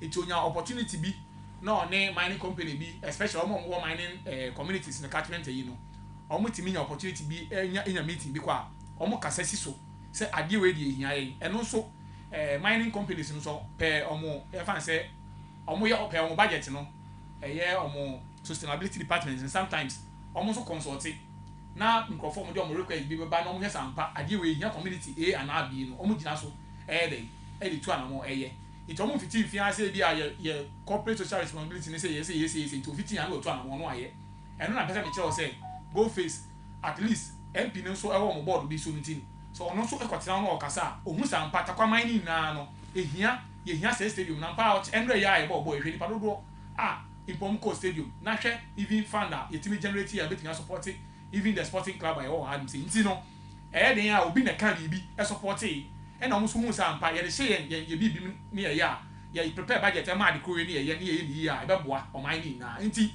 bibi an koka papa nkoji credit nti sana me person me wie eye se kasa na make am nti ye ka mine na asem die ye ka person ye ka kire takwa mine ene ga na mine na ne say eye mine ne die o se ye na ni nam no se ye responsibility na ne sa ne so no ye ka kire obi bia a ono so onsuo se ontu ne hofo because ye person o mo be kwa ka amana be kan ni pani na ye wo mo at this time round o mo kra ye o madwuma ni bia arara na nko bonsu akese mu no omo ye adwuma a omo hoto ba omo koye sa de na abeka omo nyina e na omo so omo hye rocks nim ye omo community mine ni ade no bebre na so mo koka ba na abeka omo enu nti e ne yesese omo ntimi ere entwe omo free ye nsuo akese na omo so de chamfan ni ade gina mu wo ba no omo ntwe omo free o na ye na nanom so omo wo the various enclaves mu so yesere omo ntimi hwese omo mfa ana so omo nya hwe han e man kofo en mine e wo nsuo na need na mu collaborate no yetimi adwen o man no ho ahwa mo man no so yetimi ayede akona nim na sa na mo we e da ban na koma so yie wo tu ha na mo all because obeto yi na obeto no so nyɛ sɛ so otimi hwɛ ne han ogusu etu na mo ba bibia na yɛ in the gradual process nti yesre aya abato no kekekeke na be distract ya ban no because ehun ni pen iti na abo aserewa ɔgye ne ba na oyi na ni ato nten yɛ mpɛsɛ sɛ distraction ba be affect yɛn ni elusu yetumi na yɛ wa yɛ de bo ɔman no tumi na ye wona yetimi dia ye free search sama nkofo nya won faso no ye mpese se tumi ni be ko no obi abeje na odi abepia sika gu ni botom aban ni na obi adi sika na enso ebipi aban o man de do makoma so a mo ye ade na eboa ehiafo ne amobrohufo enu nti ye se takwa man ni Ghana man se o man na da MPP fo akoma so eti ye man sa akonya ne ensom na osompa ye de som no ye mse papa Dr. Alhaji Mahmoud ba omi aso beto aso a ene ma papa de gugu na kwan mu a ebe ma Ghana fo nya hotoso na enkoba se ye be review ye be yese nya be twitwa nyemam aka sese ama ho kire aba system ni mu na nti yesre Ghana man and I'm so me review bibi review ndo so ma kan dada Mahama adina no aboso ex president oba obe review obe the licenses given to people to mine the foreign reserves no no the review no there and free SHS obe review health insurance and you think say free SHS me bow you think amount nkwala every school aba for the last 2-3 months now be to feel more go back to school. You think it's the free SHS is in the best state? Free SS abedi 3 months but your friends is here now on casa so abedi 3 months What are you talking about? 3 months. I don't know person I didn't say then no person nim na oni man na say oni man na onti here. 3 months you can 3 months so we are being specific over here. Me see 2 to 3 months and kwala betren fie. Me hu obi abedi 3 months and dynamic come as me say ye won kwala better fie papa or ti wunchin or child was secondary school. I have taught there before. Me go men kwala omo titi fie. Okay. Me so mi makwala ba ko. Ono so mpo ho. Me no ka se wo fie ba o me di 3 months. Nti na me so me kan sa. Aha. Eti kan sa ni e kan sa. Don't my fancy. O man ni ye na you so ye chichi. Eti ye kan say politics of today. Kese bebra. Aya hotoso e ma o man ma no. Ye hwe kwan say ye betimi ato aso. Na de o 8 na chi na ye nhyehyɛ papa. Ye betimi ama nkwala na e ba no. In the near future no ahotoso papa na e wo ho no. Akwai say heaven na ye pese e ko no. Ye nyahu heaven nso ye wo ahotoso say heaven bi e wo ho. Na heaven e wo ho no. Nya ndisi for de be akonu say heaven no. Eya pipi ama ye ko na ye ti introduce say policies akese aboa ehiafo ne mobrohufo ene ekurafo ne nyanka no ye ya de betimi ama sa bɔhyɛ no yakodu bɔhyɛ asase no so ntimi nua se ye kan say ya ne ya ka che Ghana man ene takwaman na say afiwe ye nto aba ne man e papa wona bojo ne kuduka na de onim okun ene de di okun anim na okun na parliament so call for the first time udi agrawa hu to a ebe one time shoot am na e papa no akun okoden am ye hu sampa ne kun eso ani enu nti ye to ane so na yama de esefata a obetimi apre because oba na ye kwan na enye oba na nso ayem no mini hospital oba na ukọ zongo a no mini community center oba zongo takwa zongo he ya no mini den oba na nzimala no community center oba na ye ni astroturf na ebi ni takwa ha na se konso esi mu oba na nyema bebre na eya akode bi a na ekutia takwaman ni na so oba ni bi. How long has MPP been in power in Takwansoyim? In Takwansoyim? Yes. There be a simple question, Bisao. Oh, we've been in power for quite some time now. What I say? For how long? When your mind recollects. The longevity, because you can't longevity now. What I say? Can this come me pray? MD, some of my president. Let me a question, Bisao. Say, Walker say Honorable Duka within a short period of time. Why you say? Good. So how? No, you say MPP are buying a D a Takwansoyim a kundra. How long? I'm talking about honorable. No, a question how long? What time I saw by me Cobenso? Oh, it's been a while. By a while as in how many years they now? Have been in power, no more opposition. All right. Very well. May I say? Don't remember that. Say. Very well. Ben, Mamintio, organized labor, suspension of nationwide strike, the intended strike, is suspended. A buying so the few points and a few reasons, which of course he's asking the organized labor to call off their strike. And almost I suspended. We'll be looking at this in your second round, but the next few minutes, I'm tell you. Pastor Mike, medicine, mechia a for waiting and view. Na mechia, minianum MPP na NDC for what studio had he. Even the DBBR you can answer me there. The politician is always thinking about the next election. But not ABAD or solve a peculiar problem or man you face. Pastor Mike, Galamse and Semi Abaye a national menace and also put a disaster. Wabachichi and Quim, ewo manimu. It is a share quite recently, various demonstrations are recorded, all because of the causes of Galamsey. Yerinya ewo yen forest reserve do and yen water bodies. Ewa, Pastor Mike, share demonstrations are all recorded sisi ampono ibinumijina quarter.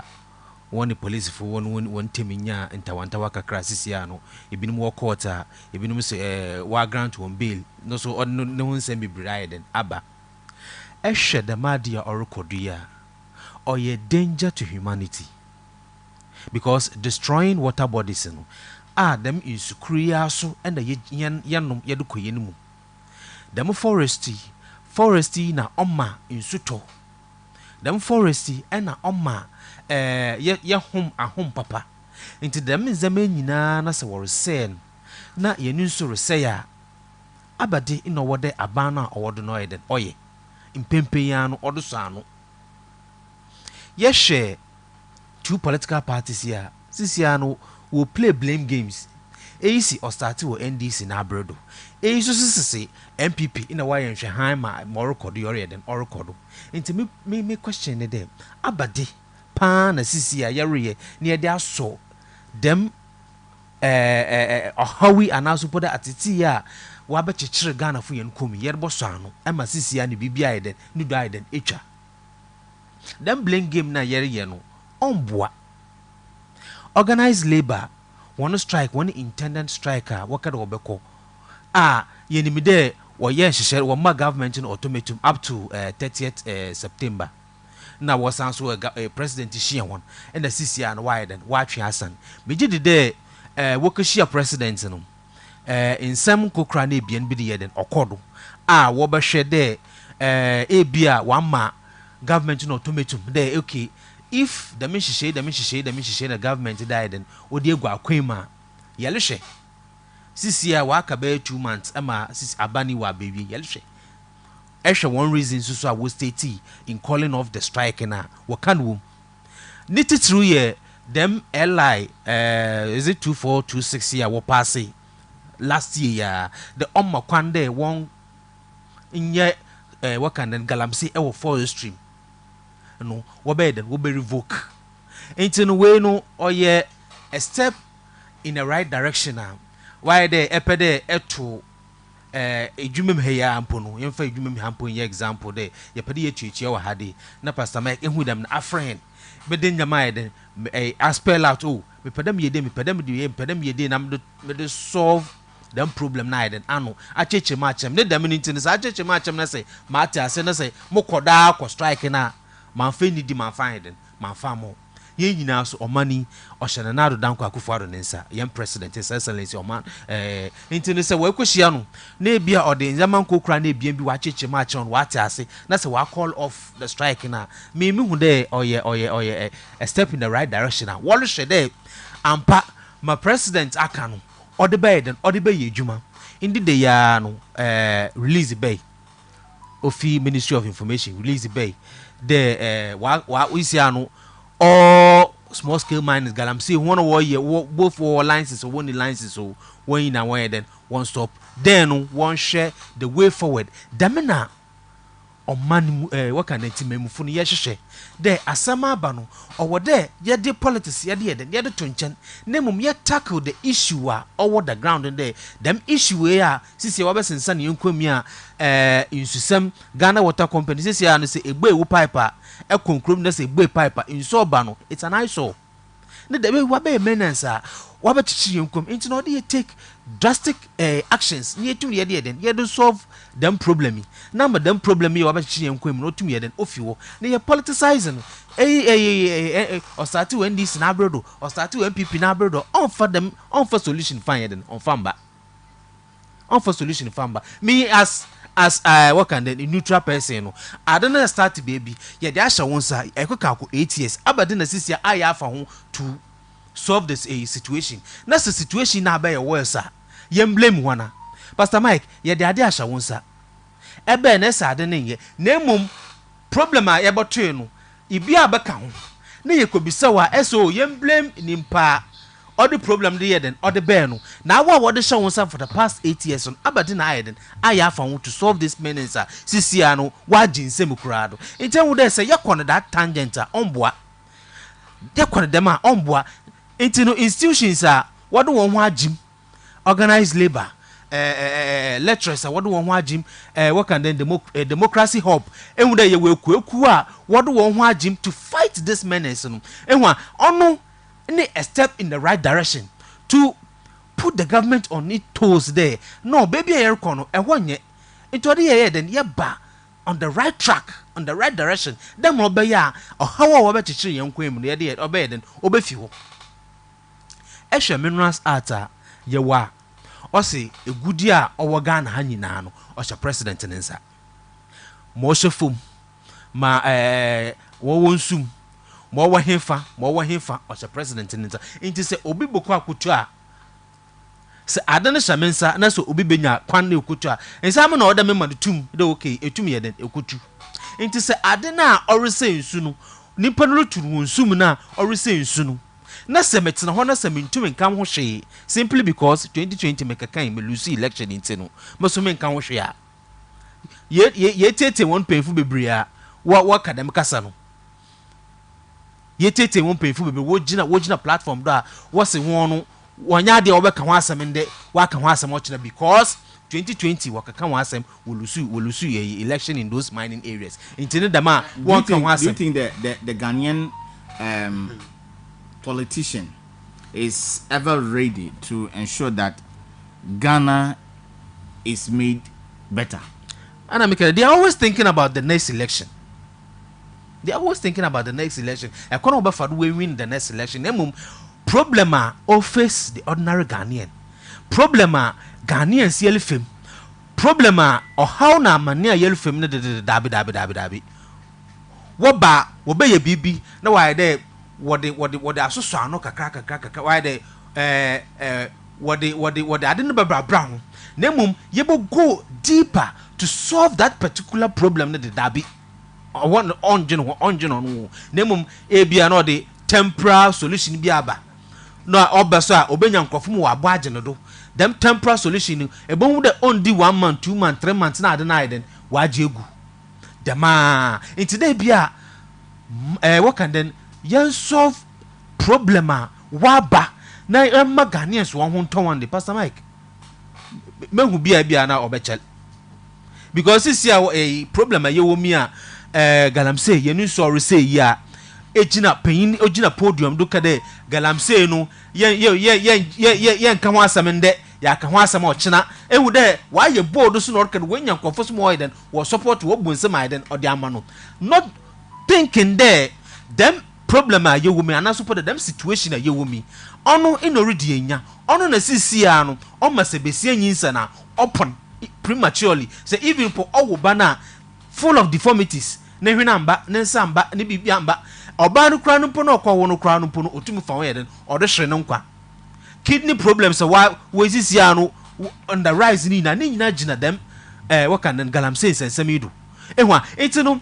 the problem ya yerefemi ono na wo de wo yeden wotine fom no wo hwe wo put a stop to it once and for all nemum one gender bia yeka anaso po de woni mo de wo ye pa pasamai ekere woni mo de wo ya woni do wo de ye dey but eka yesisi waka to obedience election into 1 year into ya ho bakoda ye den akire ye den problem no bakoda sensan ye nkom because say sameka be fe kira bakwa akire meba memo waye meba memo waye galamsey no meba memo waye na wo guda wor say asase no oguda wor say nsu no at the detriment of the ordinary Ghanaian no na hon mosima wo benya tumi na kire wa mama na beti e wo Ghanaian so do ano na wo den wolodwe nemum de bia ye bo solve problem no ama problem no why then ama Ghana ni no ho ato no Ghana ni benya nsu papa no Ghana ni benya sisia no po no se ereto banchi ye de kesi fufura uyem hyeso because eni masase kura wo tu banchi ne den efi bia na the masase na wo tu banchi film no mercury ayem the masase mu mapwem ebedi ede akomu yareba na ode ye den odreba enten wo these are some of the things over there young politicians ye de man de hye wonsan wodwen no de no ade over there ye tu ye na ye disifom once and for all them two political parties in mutai they are the biggest political parties in our country.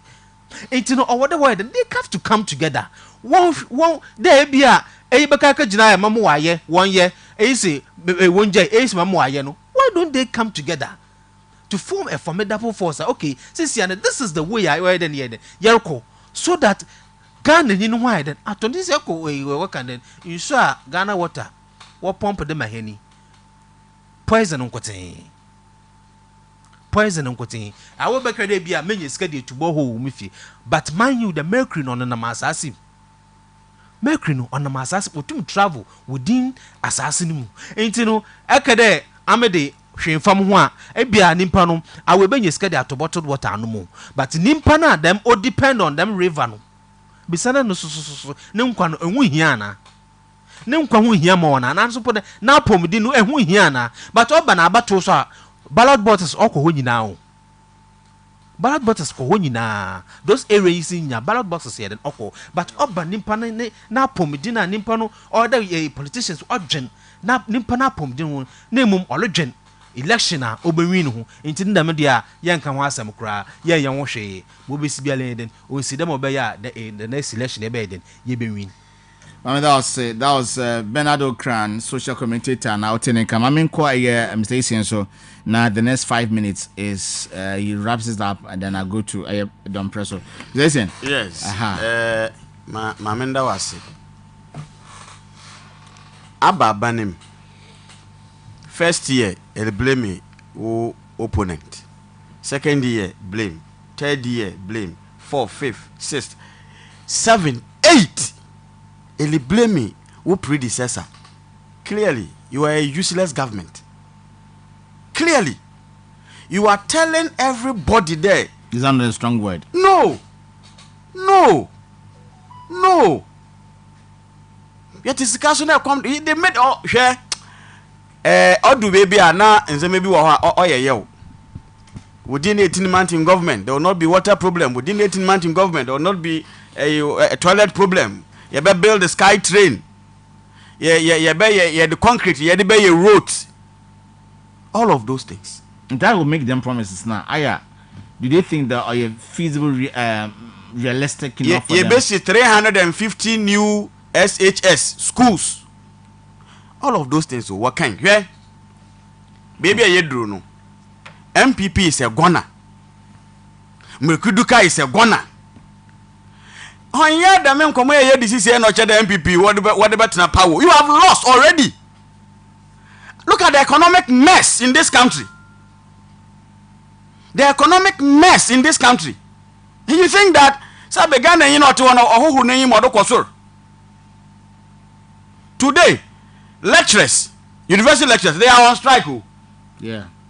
Into call you mat. Now, go ahead and call all the universities. Now go ahead and from man wolu suadia.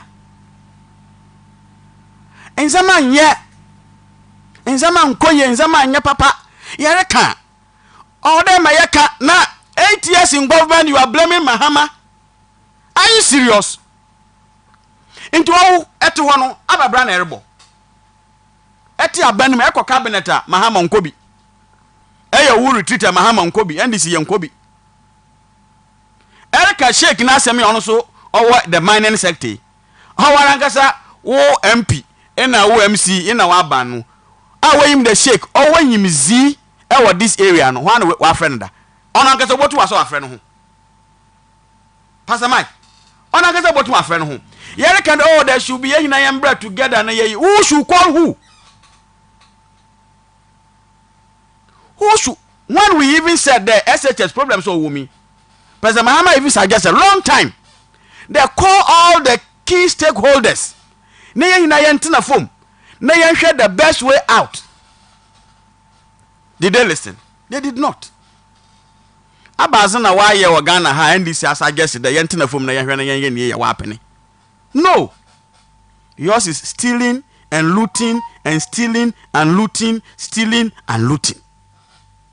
Jawari ya wamanumu ayen. You know, intinu baby ye do no onye kura obiara na so ogumu du bi oritemi bia even if the person is an MPP person onyimida asem American oye no kwar. And that is why some of them they will lose, they will never understand. Because you see, when you take the people for granted, tako had the baby ya to ban MPP, what to MPP, no what to MPP, no what to MPP. And even when I am not performing, what to my hand because I had this all MPP. You are disrespecting the people, you are taking the people for fools. What's it, Kwasia, Nenuatua, now grown wire then, no way go.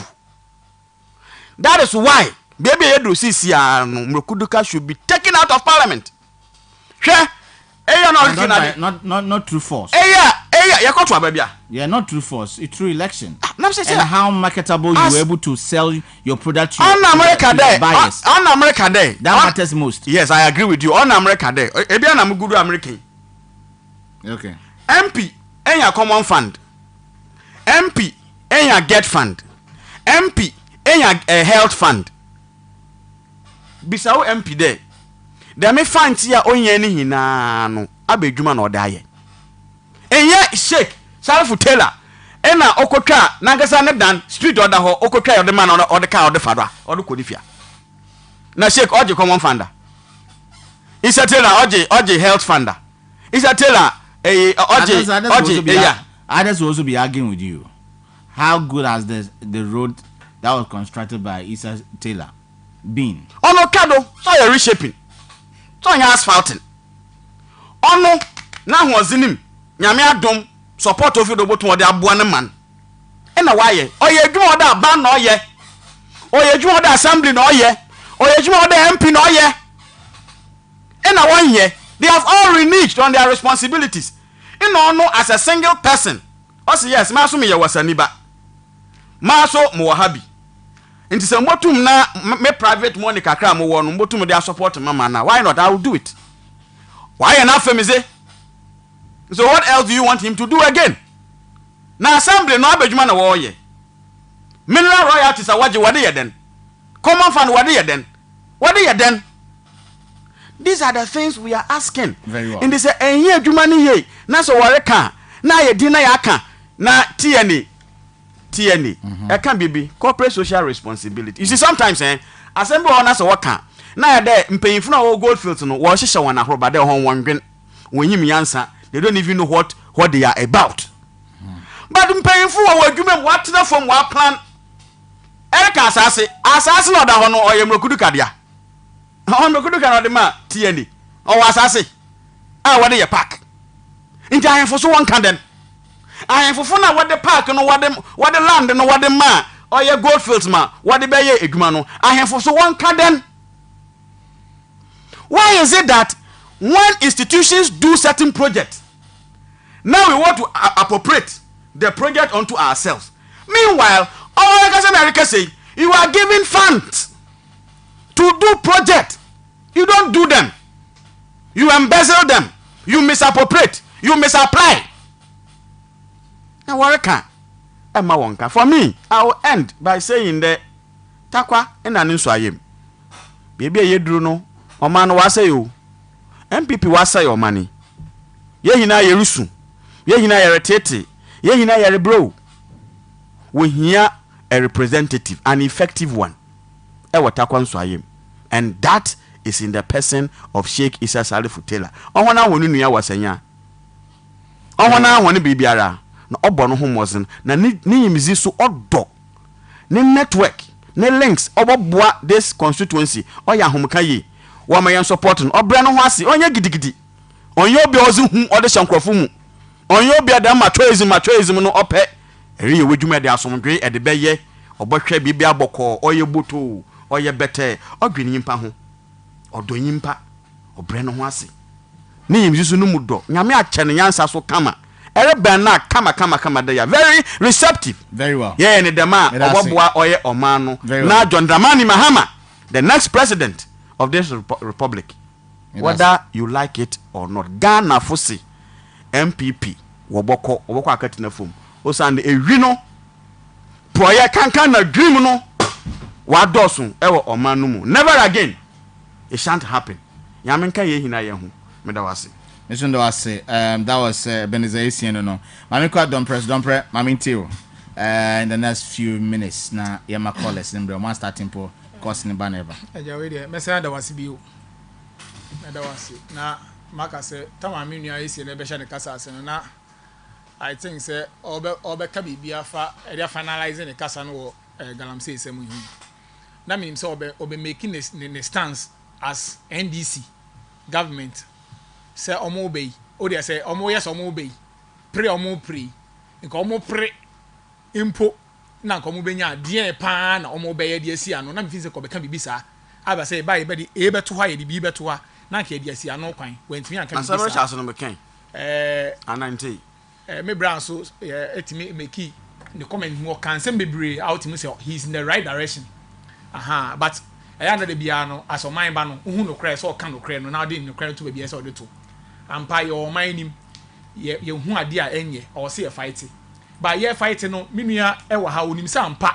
The make yen tro enim say NDC amanyokuo e fight within all means untimi nka say election obi dwen election ho election no se yanwen ho anka NDC nka omo ha on say nka omo koda na etu anamo bi a o se etu bia na oman no yetimi agisi won ye de o se ye ampa yenim de o se ye no omo so nim then tin nka this latter party omo ntimi coming out with that solution I mean e kan ono ne time when ntimi antuso sa bre no opese oba ne pon campo enye board mahama crime ba out me ba galam say me mo obi anya bio ampa so ye ka we no yan the consequence looking at the population nipa ahe you want to soon point kan ye beba and you know gina abonten o am yan aka be me de all right utie the oteso no obi the oteso na ya wo ka say ye refer the no oteso back na ye ka na asem no oteso wa me ka say wa ye ne to poto ene wa firi so ampa obi aba pepa obi pepa say nipa na o ye ne to poto no sign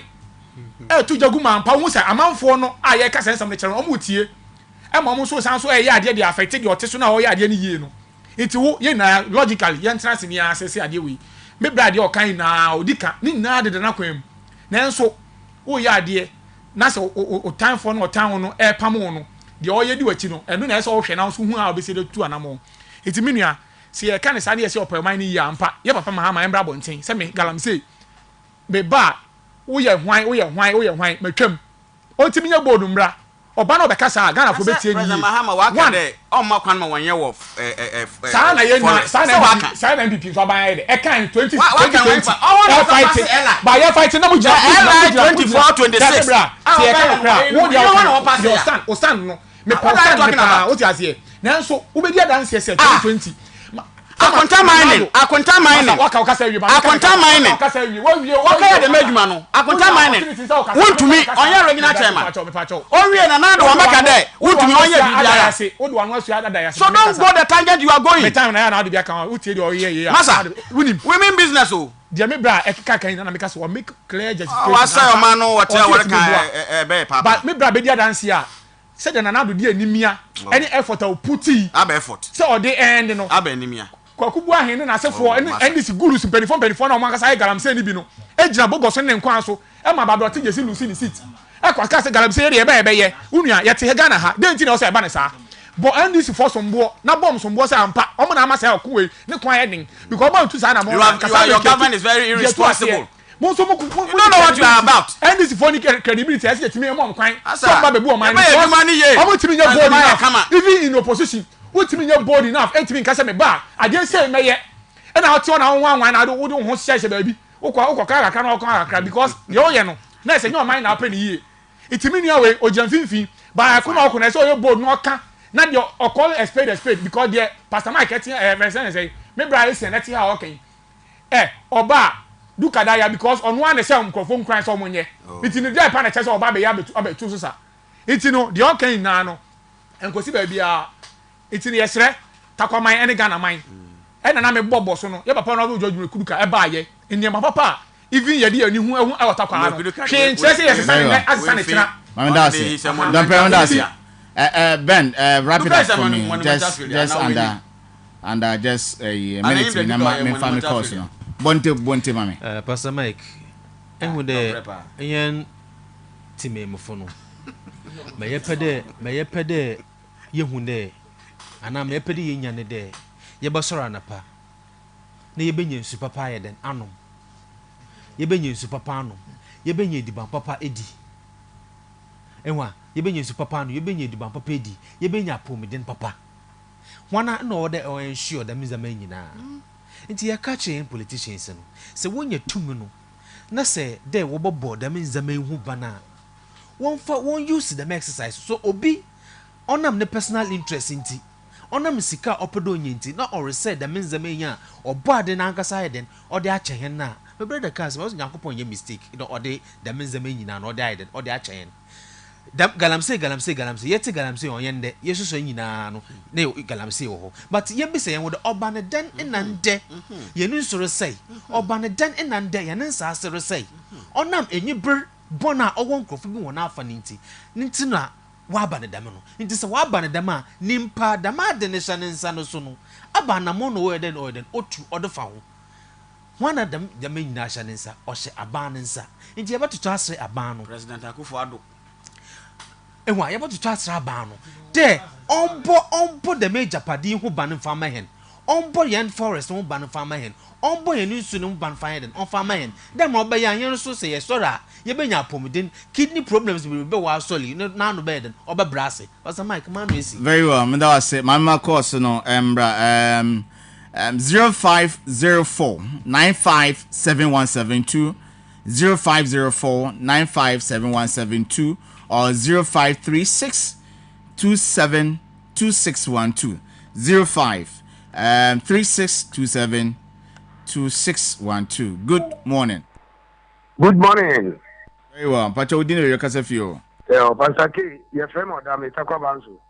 Right. Manentio, Odame. Yo, Pasama, Naku Poisha, Nanamimawa Modin. No man, Dani da Fasori and the Pa, Nabe Buata Quencha in any Ghana mine. Let me check. Emma, open as I won't want yet, men, sorry, mistaken. Nakopano, any social data, or very, very bad branch, or you could. Nambi Binino, I don't know. Oh, Michel, no so come. Don't play Michel. I will come out also. River in Chai, we are dreamer, Okukudu for Bama, shake, is a Futela. Nyankopon in Sawum, Yamina, you know, Matakwen Shahim. Baby, will be an American. Now you go to the up. Ye Pam as so more. Nana Marco, Nana Pastor K. I mean, Kagam say once I'm Kagam say, oh, you know, Pastor K. This is Yenina near Gam say, Ya bre, Uncle, Yetcha, Pit, ya what insurance say that. Insurance say that. Within 7 to 8 years, come to Takwabanso in Yase, bridge I will track Okronim. Under this LIA, almost said put up. Say no. Why not so? Why? And okay. Better. Mr. Don't play. And that's it. Good morning. Good morning. Very well. We didn't hear Kasafi. I'll Pia. What you answer? Yo. I'm Kade. Gan way and see as I go here. Now, Mr. Mesmatic will be there, and you know, put people now all your problem. Them are honey now, you pay a problem, but you know, what's in a problem. So, what is that? I in the toilet, I was in a Azoba in our dear group. Soon. What I ask work about a there. I know, now, over in our room. The master is what the fellows on what he had and who could have mean now. Them fellows on the fear poison. In I cry a couple with Suma, in Sina, Kauna, by the plane. In the be toilet, 30 now, going soon. 30 now, so I may know what to do. She said, what's that? Yes, I mean, I better want to come. Doctors, I'm there, or a Yamago, Shemi. Then I'm going to say, now, yes, now, in there, or your friend, if you were doing the band or your friend, Abana, Nina, a president, Nina, I think a kind of the everybody play a kid in Nadina, Doctor, and there, one say, I mean, I'm a grandson of a chance to come to Mutu and Yan for a program, because what kind of good way a black now, what good one, I didn't see over that you go, swing one way to go to do. To the mad, I am doing, putting Maka in Yan. How you get you what he said at the back. Lemon, the moon is sure, yes, and no. Oh, you see, yes, and we had a toilet chat. Any other I found a guy in your monkey coming in. I had a father don't know it's true. I needed to toilet in now. The rest for the man I was in. You won't come here, and within a room. It's a young quiet. It's young, said I'm no way. It has Sangro Pia. That's good morning. Good morning. Very well. Udine be Yokasefio. I'm in Sanai. Yes, yes, Sanai, and Pachomantio. Pacho, Asama NPP Kana, Namishan. Duke of Akade, Takoya NPP, or no pattern. Like a day, what am I watching one today? Milkuduka. We move go crown and no be a yard in the baba. no what I found mamma because Kakra no on an idea what na tiene kana kana mu kuma ya anya wono be ni ba me kudu kanu di ni no ye bo da me be ye de ni na ntone na obi ade ebo no ba mana watamado NPP woni obi a wada ye o yan ye wona na ye no wana me akọ na me nka. Right, yeah, that's it. Good morning. Pastor Mike. Very well. Baba Sampana Yanko. Ma kan pede ma minchia. Minchia min pray. Yeah, don't pray. Don't pray. Don't talk to the kasi na minchia. The hardworking MP for Takwan Sayem. Everybody didn't with Sayem government hospital. Everybody didn't with Kenny Park. Everybody didn't with check compounds. Everybody didn't want to test. I'm not going to do come channel and pay. You will be on the channel. Share. Pastor Mike, program ya no pay program. Pastor Mike, a communicator, not to really use the word useless. Is it a communicator? Pastor Mike, I took a care, Pastor Mike, what can say? Pastor Mike, take away, me stand the you. Or you also the chairman for NDC, then Lade. No, so you can say. So do my advocate or you can say, Mr. Brown, accept it. I do not accept your allegation. And that my station, myself, and this program, we disassociate ourselves from such an allegation. Good morning. Good morning, Pastor. Very well. Isaac. Hi. Yeah. Pastor, NPP nipa not trying to maybe send us more. I mean, can say, honorable Judge Mekuduka, why you Juma, why see us yourself, why you pack me at it. But my mean this out, ask yourself, no. Say a coboard or why Yiniska, a Kosha Yiniska. You salad parking, saying, see a parking. Jumaya, Nakotokoni has said for near situated and I said, now my waiting a Kosha. Won't you Kosha? Who Jumaya Nakotokoni has said, Obufit Aqua Ako. I come myself. Ask what of the area, and so took a woman for our job of Asherbo. I won't send your money, I can once say, upon one ball, my share in so I say now, honorable Judge Mekuduka, ya way. Say, Bonsa, 2029 to see. Everybody send us a coyesi. I think cry and I'm high. I just automatically more mood so more. Nipano Chanka so kind. Mahama airboy or Hna Sanano. Everybody knew. Let us say. Someone. Good morning. Okay, if we. Good morning. Good morning, Pastor. Very well. Udine be your Kasafi. Patricia Daniel. Okay, sir. Pachenko. Dopa. I think if the politicians now will share it. Ghana, this is a population. You have 30 million. Only 30 million, 6 million or 12 more. 24 million, 1 12 million. If you are one thing, or money now, one thing, but 30 million ekano, you were just a percentage of what we are about. Okay, so percentage in that to about. Okay, but Mark, it is a 6 million, if you 30 million, it is 30 million winner or 4 years, last 4 years, yeah, to Abanyana was about 16 million.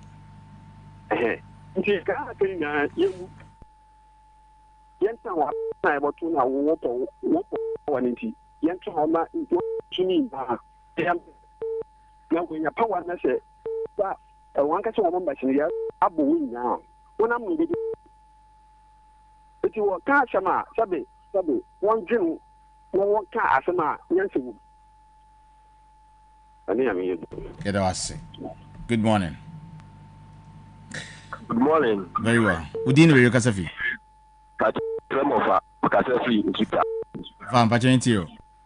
We are ready, Emma, on the panel members. Now, Nancy, you will say, Ghana, I am watching. Not a little funny water class you're watching. Now, I buy now plastic Ghana to my free yam. I want to the actual. They guarantee when you're going up to a boat. You see, I ban only animal. Now, they have a 2 and you see, Papa. To who are not born a cry, also. na afia si ka de menti ka ina wa balo ono ye problem energy of so yeah ade pa musu adwuma omo every twama kwala ni ya when you club when you need papa yan to aba because of slogan yan to aba because of t-shirt yan to aba because of in term of booking tama happy to be afia mi be system then tin sama ha ba and hu adwuma oye Dr. Bamu ba yan sama o kai o ba na Ghana say ti Ghana adane amanfoso ya ho nya papa buti aba mo fa ma na we ni pe ya ho ya pe Ghana ni ubetum ampa ya timamini ati sia ya tima we ya pensionia usika kwa apana de apa na we ni pe ya ho ya ba system afi stage kwa saman afi ya nya na nka se ya di o teta kwa unu kwa problem nti afi de nfaka de asha ya ye mkran ke 7 na de aso because afi ya system wa saman so mu ye no ba boa duka tuwa me boa de my oni na MVP no good morning. Bye morning, Pastor Mike. Very well. Bajo, Udine we kasafi. No, I couldn't have my new. Hey, Ajumai. You now ko saying? But I am good. Pajama inti we. I read my memo about so. Any of you my pa, we are matter question to my. Now we are for video so. I say I'm not stuff. Now me share my graduate to handle. In me MP. Matter question 2024. Ya mama na baso. Na di my pa we matter question to my. From a day or so to talk but the woman American was more. If I say NSA to about now, remember my son. Mike, Galamsa 7 years. I'm not on my judgment. Be away the pack. Come on, Pima. You follow the Baho. I done it desert. The answer what say about a city. Pastor Mike. It is a umbrella to Galamsa. I can't know about judgment.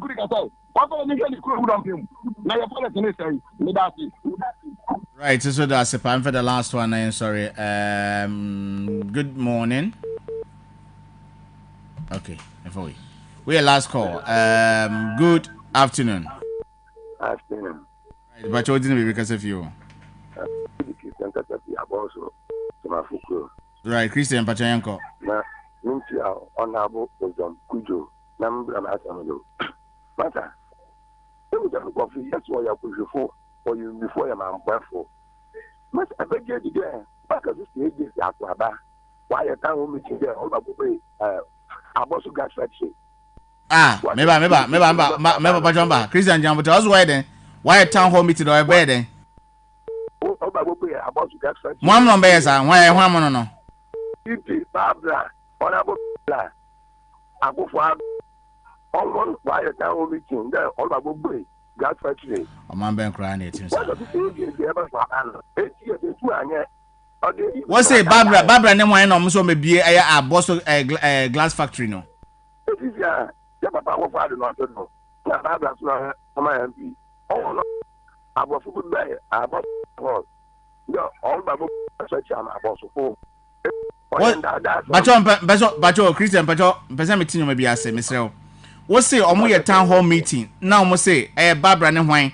Also be there abo glass factory. Glass factory am abo so for. I'm a small there or you oh yeah let's say. I better my town hall meeting no. Tuesday no. Tuesday no if I try to oh dear we'll do follow up on that. No, I'm going to buy. And that's him. It's also one good no. That's about people for. Ready more. Mate that's it. Info be a beam. But on fanche Mr. Dodo na frɛ. But quite unfortunate I will be ending the program here. Na it to a so. Okay. Listen. My intio yakwa go. Yes. Yabada wase na yada ohona wo frɛ ni hina so yada wona se. Na my appeal to the intelligentsia in this constituency. The sheikh oyehondia wonfano wonsonum. My appeal to market men and women traders. Sheikh oyehondia wonsonum. Oye Women's Development Bank or Reba. No about Boahene Messi wonsonum. Very well. The youth student. Very well, conclude for us. wo nyina won so no mu be biara wo bia MPP nyi kura na se ewo hɔ a ɔma no wase yo so shake no mu na boa no na nkuyim zimbra na onko parliament na omboa na takwa na nso ayem onfa ne tampapa onfa mfra medase eso dase don't pray my intio Pastor Mike we dey medawase na ye wrap up me nka se me fanchi akese ma takwa nso ayem mine na me nsre nka se ye to aba e de hwehwe mpuntuo ye to aba e de hwehwe obi a BBC na ni so na opeso ye bibi e de mane mine ye papa no George Mekudu Canada Roma ekunafo edidi otakwa ha won nyanka ebisu won so nkwala esua adwuma oboa bebre na ama won saye de ekoma no me no kase ode nkrofo akogu ndwuma mu a omo ye de omo sua ndwuma eno na ye kasafa ho nipa a otimi ewo nipa ho tema ewo nipa ho do na oye bibi so ode bibi si so akon ama ne man se de ye kasa bɔ kwa me nkomadi no saa ene ye boye papa no George Mekudu kadi ende a me no kase papa we oba atakwa yenim 8 years back or 7 years back they na atakwa tie ene yenim the state of takwa now enu nti de onim okun na medical kase ye di okun anim enu nti ye nton ye color TV ni enkonkoto black and white aha enu nti ye ka esi so say takwa man ye mfa odo ne nka bom say de bia ye no ento aba na kase ema MPP amanyokuo ento aba ne ma Dr. Alhaji Mahmoud Bawumia ye ento aba ne ma honorable George Mekudu ka because papa we oba obekun amatakwa ye hu impuntuo ene nyama bebre because ye to aba e de impuntuo ye to aba se ye be kasa keke ama so bi embra for no any interest ni de obenya bi nti ye ka cheta kwa man ni na MPP phone na se ye hye hu kran ni ye nko okode nye campaign ema MPP amanyoko because ya he bibia mo man Ghana ama ahiafo ensako ano nti no papa no George Mekudu Ghana afi ye koto aba na ma no medase na mede wano de asi ya medase ben my intio Pastor Mike Yeroko na me de bia meka de amemen kan chore to abama we anabi political parties in our the message in what the but I can also guide people to do that ana making the political parties no what the message in one ye wo ho na wa bako ye wo bi so a otna osisi a ortoto nyama na ye wo obi so a opede oyeden oba nti no nyina no what the message in oyeden what the nam nti no hwe nimpa ne message odreba no na hude bia nimpa na asem oreka na mpa obetum waye ana de mbibiri obesi ni twemi nimpa obeka de kirem oken so waye ana so bure nimpa ya orebe ni credibility teden nimpa ya mekoto ma ba amani se moto aba mana ne suna ne ba no so teden nti ne hwe we nyina na fire den fa decide fa mo de on the 7th of December mekoko gina adaka ni mu moto ama A moto ama B moto ama C onam A bia na asem waka onam A bia nzema wadi nkana ya se ye tua no do a obetuma aye bi o na den o de aka ho anaso po de yenhwe afoforo nim kwanda nimpe se ye to aba mana obetunu wa den wasese na brabo de den o de amayen right Ben printing of the ballot in the start it starts today no tomorrow right it's today is it today today is 10th yeah today is 10th it begins today okay but you hear no ho statistics no that man now and pay no ways hunko and you hear and why they shouldn't hide it don't worry we'll discuss that we need because you cannot overprint exactly are you getting it? You can't overprint and use it to do some machinations no okay and police station be you print 10 you print 20 you print 30 so numbers no that's what we need. Yes, so we'll get there. We'll come to that. It's important. We'll come to that to not tomorrow, but from next week, Monday. It's important. Because you know why did the amount from one argument? Very well. This is from says Pastor Mike. Good morning. Please, why is that the NDC guy always distrusts the MPP guy when he's making his point? Please tell him not to do that again, because we are all sharing our mind. From as it says, I'm Nana Kwame from Ahwitia, so thanks. All right. Nana Kwame, that's a pa with your message. I say yes, sir. All right, okay. The next one says okay. All right, okay. All right. Okay. Okay, sir. Good morning, Takura FM. You are doing a great job. You are doing a great job. this morning. Okay, yeah, that's it. Yeah, fancy. Ken, yeah, kwana no. Kwana no. Where we? Okay, here we go. Nyankopon dum no hwe mabo and there Thursday. Yes, my free. Abetwa so dia mamon. Nyankopon dum no ma yankwane ahoden o kyen besa betremu biem. Yenchi obi biara o de support mo frɛ to me fire mo frɛ mo frɛ so ntu amfa mo wo fie mu tie ye da we bi ase. This is Takwa 93.7, your most authoritative radio station in the municipality. No doubt about that. Yellow we are say many a pamphony and a cabum, DJ Ken, Max Rene, Abena, and Olivia, and your boom with Media Brow. Good morning, or this even afternoon. Good afternoon, Frank Free. Up next. Bye bye.